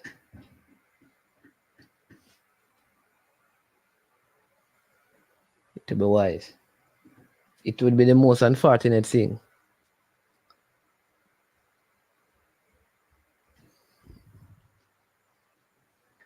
Never ever, man. Let me tell you this. It's just like, you know, sometimes, Marlon, like a person will see you and say, you know, like a lot of times these things happen, you know. People in football in Jamaica, you know, them have these conversations, you know. Because a lot of these, may I tell you, a lot of these people, they have a disdain for the people them who do vlogging. Because one, there's a culture. I'll tell you this. Anybody who come on these spaces will tell you there are people in Jamaica who disdain, them dislike, them don't want. Because they think like, who are these vloggers? I mean, I talk from the ones who deal with social stuff to the one who deal with sports. Because there are still a faction of Jamaican who believe in this elitist mentality that if you're not a part of them, you are worse than them. So when them see people vlogging, them think like because Marlon is on here, who offer them money, they want to just come on, pan, they want to know what they want to know about football. Because you being on a forum like this to them is saying that you're uneducated. So a lot of them walk around believe that. But we know Marlon, and most of us know that half of them who think that way, them just have a position. Because we know that them not have the type of knowledge for operating at the position if it was knowledge it was based on about the, like football. They would not be in there. They're in there for other reasons. And we know that. But we're humble with it. Those are the things that I'm talking about, Peso. So they'll see a Cranky or they'll see a Neo. And because, oh, I don't want that part, or the YouTube or that.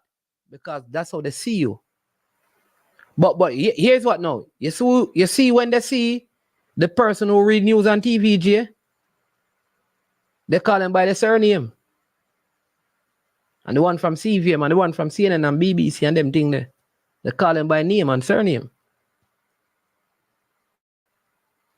That is why there are people in the football in Jamaica who them not going to show me support and no respect. They're not going to show the people who, even if them help you with one step, they're not going to show them the respect. But who are you? Who are you?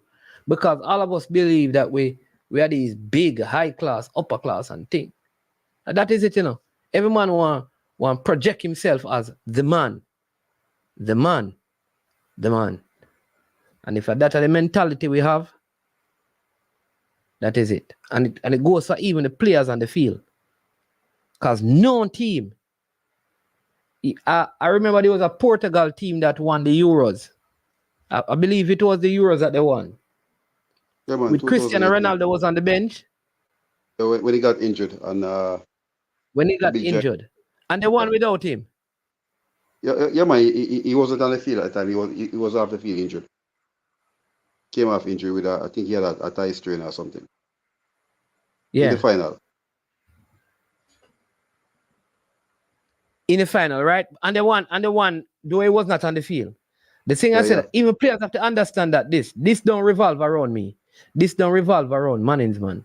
This don't revolve around that person. This don't revolve around Coach Al Grimson. This don't revolve around whomever else. It don't revolve around Simon. It don't revolve around Mike Cricket. It don't revolve around. In a revolve. Listen, the thing can go on without we and still have success. That we need to know. Marlins, even my other national team I support, Argentina. Right? 2014 they had a better team. Right? 2018 they had a better team. But guess what happened? When Messi got suspended, right, and he said he's gonna retire, Scaloni came in, interim coach, and what he did, he said, guys, we are making a team to play football as Argentina. Not to play as for Di Maria or Messi we are playing. When Di Maria went back to the team, right, he was totally, they told him, you're going to be a part of a team. It's not a star team. Messi comes the same thing. So like before, everybody is trying to play to Messi. Everybody put in the work and play as a team. There you go. There you go. Right? And remember, no, it's the least proven coach that brought them to this World Cup title. There you go, sir. There you go. So all the coaches was there, right? From Peckerman, Maradona, Tata, everybody was there same way. The man who didn't have a big prove himself as a coach, right? He was a part of the coaching unit with Tata, and he took over. And he brought them to win the Copa America, which they didn't win for how many years? Went to a 3 back-to-back final, lost to Chile. So he has come in and work wonders, and it is less talented player. But what he do, he have everybody function as a unit. Yep, and that is true though. That is so true, and that is how it has to be. Everybody have to function as a unit. And I'm telling you, the biggest issue is everybody want to be boss and done. We have to work together. We can't divide the thing. We have to come together, for the thing to work. But let me just say this, because we have around 5 minutes left and appreciate everyone being on and things. So let me just say this, right? Because somebody talk about degree in mass communication, right? All right. So here's the thing. You know what is so funny? That a lot of the people in mainstream media in Jamaica, a lot of them now have no degree in mass communication. A lot of them. And some courses them do on certificate courses and them thing there. They may have diploma in other things and even degree. And may I tell you that? And I will tell you this. If we just talk about raw, just a degree, are we talking from bachelor's to master's to PhDs? Here is what I'm going to tell you. You have more persons in these spaces with degrees from bachelor's to master's to PhDs than some of the people who talk. Believe me when I tell you that.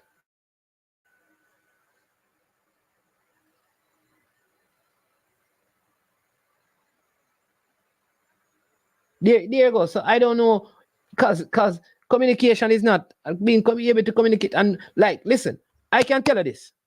Half of the people them, I guarantee you that if some of the people on TV and radio come talk about facts about football and ask questions, and Marlon and people like Jason Guna and Reggae Boy Central and stuff, we don't want to call out all the names, but them don't have the information, them don't have the wealth and knowledge. They don't have the wealth and knowledge that some of the people in these spaces have. Some man for just easy and show respect. I've spoken to sports journalists and we're talking about players. I never heard about them. Where you play, right? So we are here in this space. We keep in check what's going on, right? You know the funny thing, man, is before the National League semi-final play, I was in Panama when the team was training there, and Thomas Christensen, we hear the coach say what is the amazing job he has done. So the two assistants you have, Julio De Valles, the twin them. Those guys, when you go there and talk to them, the guy they sit and have a conversation with you, right? And they will tell you, Jamaica have a lot of talent players. For them, for them in Kankakofana, right? For them, they said Jamaica. They said Jamaica is the team that match up to them. Same like how we said Jamaica is the team that match up to them physically more than every team in Kankakov. Right? So they can go physically with Jamaica, but I think technically they are better technical players of what Christensen has brought in there. A lot of the players are playing in South America. So they're gonna be more technical than most of our players who come through our system. So that's something I've seen with them. Even the under 20 team. The under 20 team in training already from last year. Jamaica under 20. I don't even know. Because the Jamaica under 20 team, I don't even know them. I don't even know that them injury. I think they started training this week. I think they have been training. You know the funny thing, I think February they start at technical center. Right? I think FIFA grant them, I think they have like a year to complete it. And what they said they want to compete by latest July after Copa America. Yep. There you go. That's forward thinking. So they're really putting things in place. Remember, if you look at it, I remember Portmore. I remember Waterhouse, Portmore, and Mobile United beating up the Panama teams in this Champions Cup, right? I remember the Mobius beat them up, beat up Arabia in Mobile, right? Waterhouse beat them the year before, Portmore beat them. But what they did, they went, got the coaches. I know this team, if you look at Kai, I don't see Mobile or Portmore running on Kai any day soon to beat them up. I remember Trinidad trashing Panama already, you know. think it was 7-1. Yeah. The same, right? And what When they the do, thing they has go back. changed and evolved, that's not Yeah. possible. And their league was way behind El Salvador and Guatemala and that. And right now, if you go in Central America, I'm go Honduras and Costa Rica are better league than them. And they're right there with them. Yeah. So there you go. they're heading the right way when it comes to development.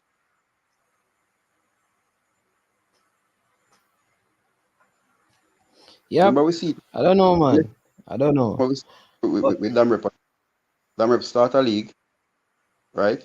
To get their players up. And they bear fruit from it. They go to what? Under 20 World Cup. So Yeah, like this, like I expect, like I said, the quality of player is one thing, but everything about the football, we need to sit down and check. I think the personality in Jamaica's football, honestly, sometimes just as a casual fan, I look at it and I'm thinking like, and it goes around right across the country, Come me have some experiences in the last couple of days that may I wonder if are we really serious about football? Are we really serious? Are we really serious about sports in this country?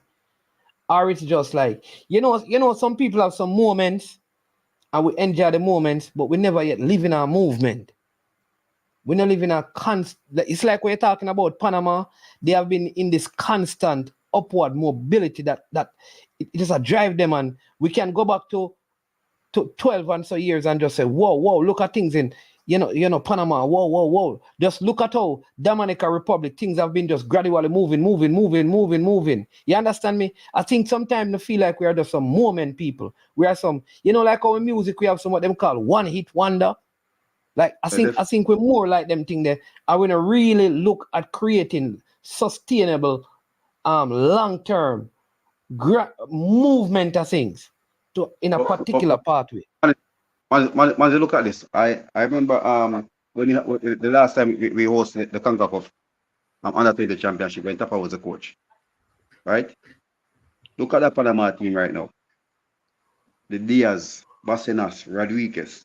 These were the young players who were playing there, and they're the one who are the base of Panama team right now.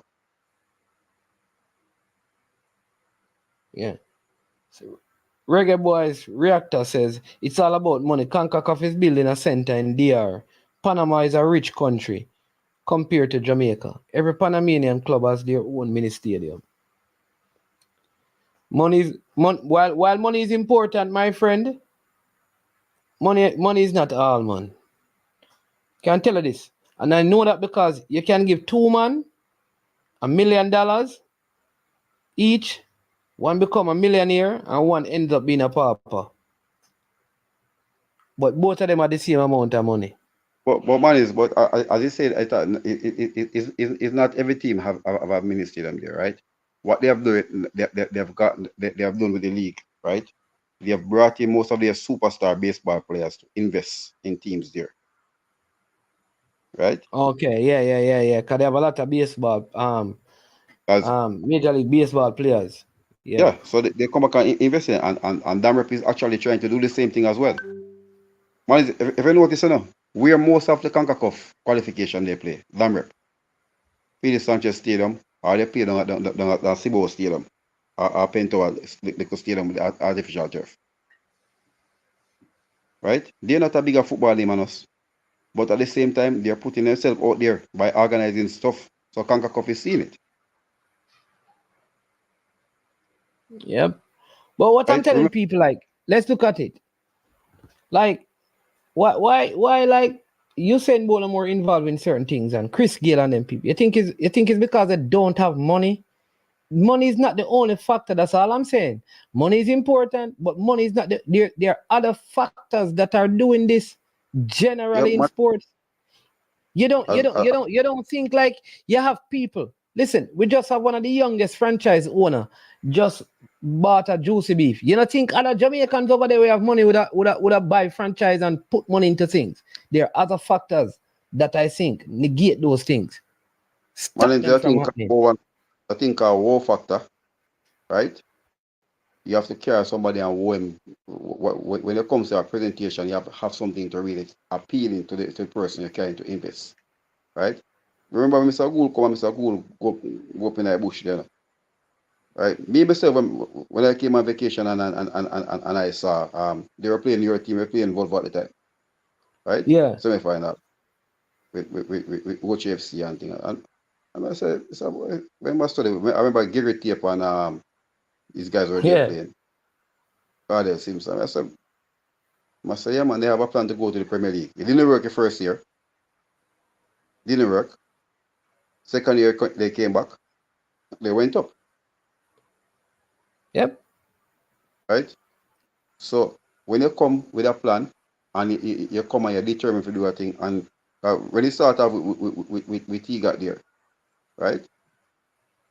Everybody was laughing. I was like, this white man come and he's taking a team that is not even a name team in Senton. Right? It's not going to work. It's going to work. But guess what? Determination and drive, put him there. Right? Absolutely. We're going to pick up on this tomorrow because we need to, delve into some other stuff because we're going to take this point by point. Because we want to talk, I think A.M. Henry speak about the president. I think it is very important that the president, I think I said first order of business was a communication. Remember I said that? Definitely. Because over the years, all of us have said this, that one of the biggest issue, I think, with the federation and its stakeholders is the level of communication. People don't like your truth, and we will keep on saying that. The communication is borders and being atrocious. Like, buy this, we're going to tell you as a youth. Me would have to have some conversation with a player like Bonisha, even if she not going to play again. Because listen, a conversation and a sitting down together says unity, even if we don't see the player playing. Like some things you just have to do. Some things you have to do. Because guess what? A long time I taught them things, you know what people love to do? People love being right. So here's what. And that's a culturally we need to change. Man want hold on upon them right. Let me tell you this. The most important thing in life is not being right. It's building healthy relationships. Because you see how people are talking about money, and me and you know that some of the time, the amount of money where you have can get you into certain things and certain places. You have to have what they call connection. You have to know people in places. You have to have good relationship with people. So you can call and say, you understand me? Yeah, say X, Y, and Z. And them say, no, man, I know your money will help you. At the relationship them where you build.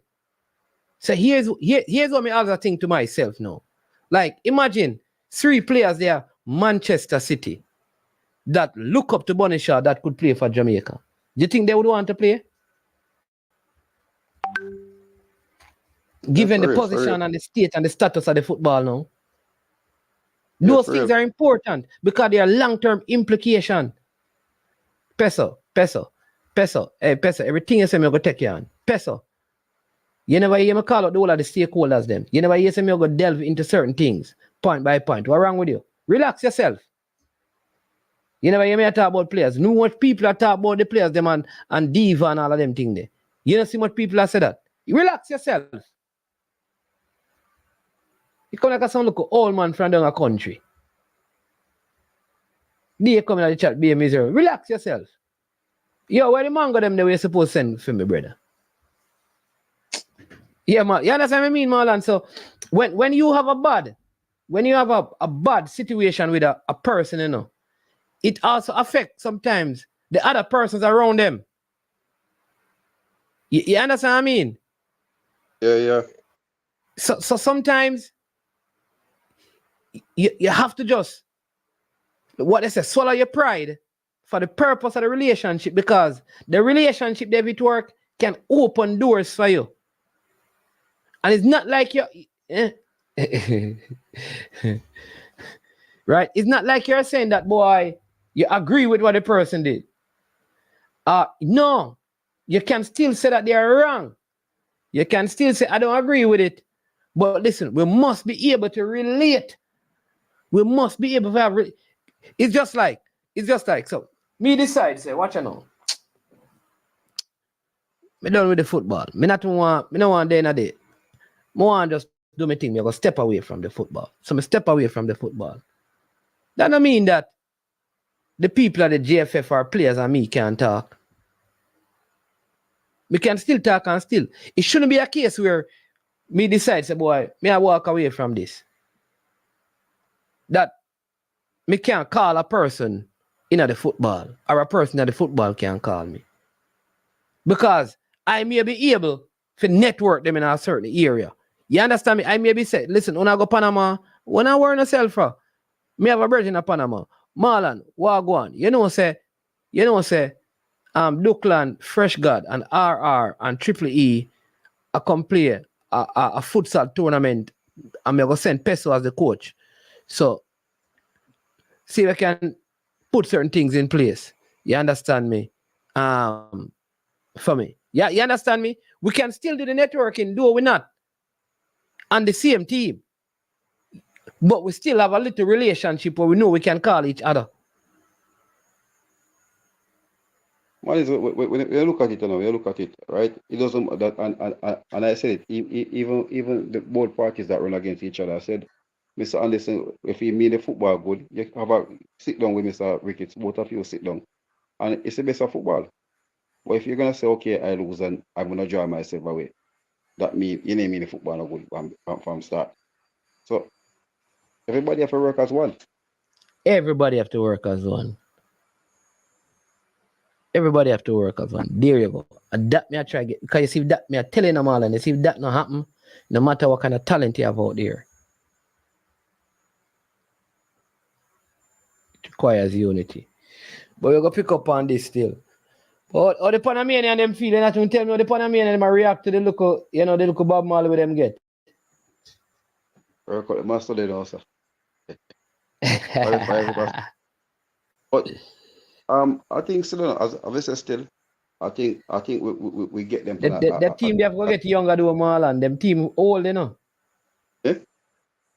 The Panama team they have to get younger, you know. Come on, the team young. Really with Gadai young? Gadai 32. But if I look at it, Mascara he might the only one. Kayaskira 23, 24 now. Diaz 27, Bassanas 27. Martinez, Rodriguez, the other guy there, William Piaz, number 5. No man, why name their centre back no all man? The black youth name a Miller. Man is Fidel 25. I don't know Fidel 25 yet. Man is the question I was asked by a Saprisa's fan. How comes Javan East didn't even get mentioned in this team? The man rate Javan East and Costa Rica differently, you know? Hey, all me gonna say is that listen, you see, you can't sow bad and reap good.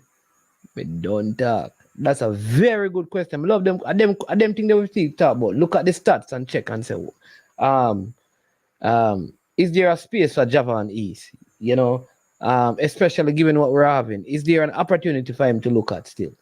But all I know is that whatever a man sow it, so shall he reap. Marlon, you ask some very interesting questions. Questions that needs to be looked at. Yeah, because when you look at it, when you look at it, I'm talking about person for the club, and you look at it and said, there are 5 players play for Costa Rica. Remember, Javan is your top striker. Escobar, Fidel, right? Saprissa full of international players. Fidel, Arburn, playing centre back. Siqueiros, and they're looking for him to even get a call. When they look at Jamaica team short of strikers and stuff, they say, well, hold on. Japanese. Yeah.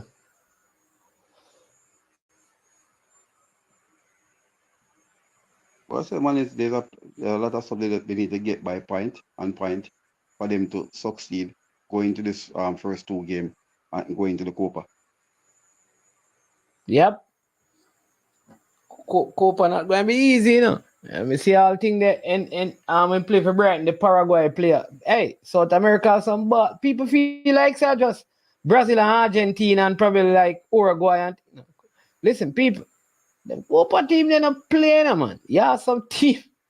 No matter ramp without Venezuela, and people think like that Venezuela and Ecuador are some joke team.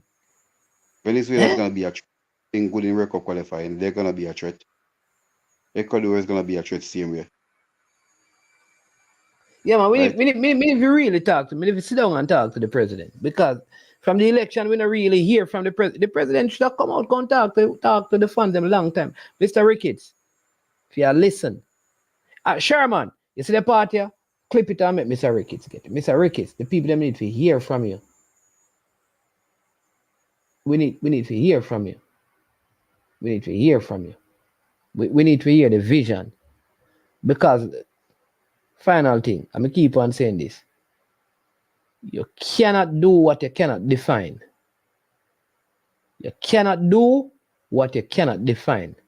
And if you cannot clearly define to the people what needs to be done, it will not be done.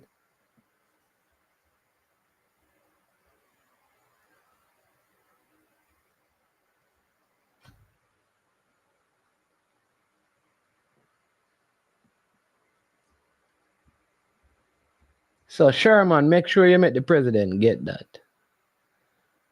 You see me? President need to come out. Mr. President, come out and you have to talk on I Am Sure Sports. You can talk on the next platform if you so desire. But you need to come talk to the people then. We hear enough from Speed and thing because they don't know them and they don't run the thing before the whole election and chung. So we need to hear from you. But Marlon, you know, so we are going to run here now. Yeah, man. Yeah, man. So big up yourself every time, you know. Yeah. You understand me? So big up yourself and take your your daughter turn what? 8 or 9? 8. 8, because it was her birthday recently. I mean, they really want. Boy, I think say, boy, imagine now me go to Draxall go watch Mount Pleasant, man. I play against Lima. How do you say the game was good? Yeah, man. The second half was a good second half. Not Mount Pleasant in a problem, you know, because you have a Kwasa Changa score, Bradford now score, Bygrave score, Daniel Green a score. I mean, I know. Tapo then up Bailey. Hey, I know I'm gonna do that, you know. Watch it. Who go play? You have Devontae Campbell. You have bench. Daniel Green. You have Nathaniel James. You have Ori. Right, you have Kyle. You have Akwasa. You have Bradford. You have Kimoni Bailey. You have Ola forward. What's his name again? Bygrave. That I tell you, you know, in a midfield now him have Tevin Shaw, him have Isaacs coming back, him have Guthrie in there, him have Howell in there, him have Rankin in there, him have Daxley in there. Yo, me no know, brother. I think Phillips, watch a G's and people not call Duckland son. Yeah, I think his management this season has been very, very good still. Then with a centre back, the man have Fitzroy Cummins, him have Jamai Topi, him have give him less. Ladiel Richie. And Richie, I see the couple game Richie has played, he has got man in the match and stand up play out there same way. The next one they have Dyer. The man them full of. We don't know him up at the side. Then Chambers come in and keep good. But you have the Shako and Davis as well. Who will go keep? At the same time happened last year when Shakan came in and took over from Russell. And yeah. Remember said, how much clean sheet you have? 3 clean sheet. Conceding first goal yesterday. And I think, but I thought about a Russell. That's a Russell they score on. But I think it's man management. I must have right back at them lightest position. Yeah. But how in place when you use the back three, I think it's a back four, but Makala come more inverted in the middle to clog the middle. And Dyer plays on the left and whether Richie or Topi in the middle and Cummins more feel like the right back. So that's why most of the time you always have the right midfielder, the central attacker with the right winger, doubling up over there. Yeah, but all you name Gawi and Austin, the man leave Portmore and nothing. Well, most time I bench him there on you have the next one. When him Campbell. I mean, I call none of the young. Me not call none of the young Haitian them. And them have a white youth. What the white youth the name?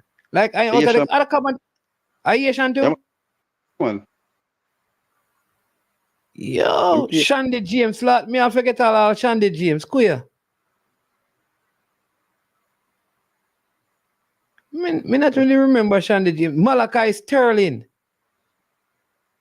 I think he has the one time he got a chance to play. I think he was very, very good. Yeah, you just said the one time. Hey, but people, I'm gonna tell you something. So me have this ball and I'm look a ball. Rum, big up yourself in there harbor view. You know Rum, right? In the Mount Pleasant. My look a ball. Him brother name Boise. You know him, you probably know him, you know. And his sister named Lacey Murray. Okay. One left, but him play for Harborview and him play Limal and him have some assistant thing. You know, from when my team I try to tell you, they say a long time him play for Taki. He was a Taki star baller. Okay. In a prize team last year. You know that, yeah. So he was supposed to go to Limal, but then Price did leave because he was you remember the original Mount Pleasant group of academy players that were doing well. He was part of them, and you named Big 13 and yeah, that the same. Him a part of the group with all thing there. When the man will play for G's and Peace. Stitchy son, man. Devante. Hodges and what the one they did there, Dintil, the name again. Him the leave and go Dintil. Ashad was there too. The Dintil, no man name Gary something. Gary Mills. Yeah, Gary Mills. Yeah. You see that group of them that do, yeah man, the group that did bad. Him did in the group there. Javin Williams did in the group there as well. And so who are them then go with the whole group of them there? Yeah, Prince, right. So him and Gainer are virgin. I'm named Big 13. So Gainer, I'm a virgin. Yeah. Zaje will play for Limal was there and thing there. Where the other one here, man, where they had a left back where they get hurt at Mount Pleasant. Me not to see him play. Lala. But where Christy? I think a Lala. Prince Christie was a part of it too. Yeah, the whole group of them there. So him there Harborview, drop some ball. Good baller. Think Harborview will revamp and come next season. I think the group of Mount Pleasant baller it's a lot of them end up going some good look baller them they have in the group there, you know. Yeah man, I think at the time because they were looking at the U players at the time like that. Yeah, man. Yeah. But I was looking for Prince Cristiano to be that man to him and Gainer for really a marshal the back line. Yeah. As two players who came to the academy. In them they have all wanted to come from BB Coke, one forward. Of like some Chinese name. Chang or something like that. Remember him, man. You remember him? Me I tell you, the man him never good. Lala, me I tell you, never Lala play left back. Lala did play in a Premier League with them, and then he get injured a left back. You good player. All them them not to know them. You me I tell you, say. I tell you, yeah, man. But I tell somebody, there's a lot of players who came through Mount Pleasant Academy, where Mount Pleasant not really get the use of them, but other teams are benefit from them. Look at Hodges now starting for Dunby, right?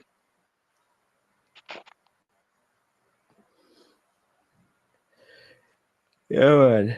All right, my people, listen, bless up, Marlon. Thanks again, as usual for coming on. I appreciate it.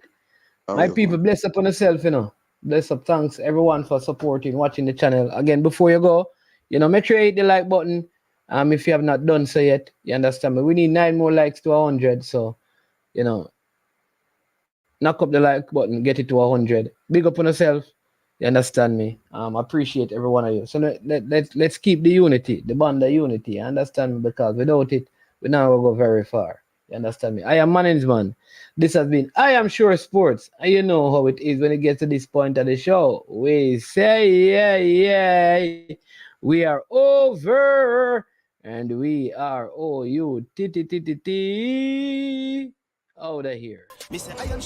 Yo, watch about dog, SK New Air this. The body out there, Sniper King I represent for I Am Sure Sports. You get to me, I say, when you want the latest news and sports and updates and all of that, check out I Am Sure Sports. You know the thing goes in. Remember, cover the whole island. Remember Kingston, Westmoreland, Galchester, Ocherase, Galtigo Bay. Everywhere. I Am Sure Sports. Check it out for the latest news and latest updates. Sniper King I represent. Where them feel like?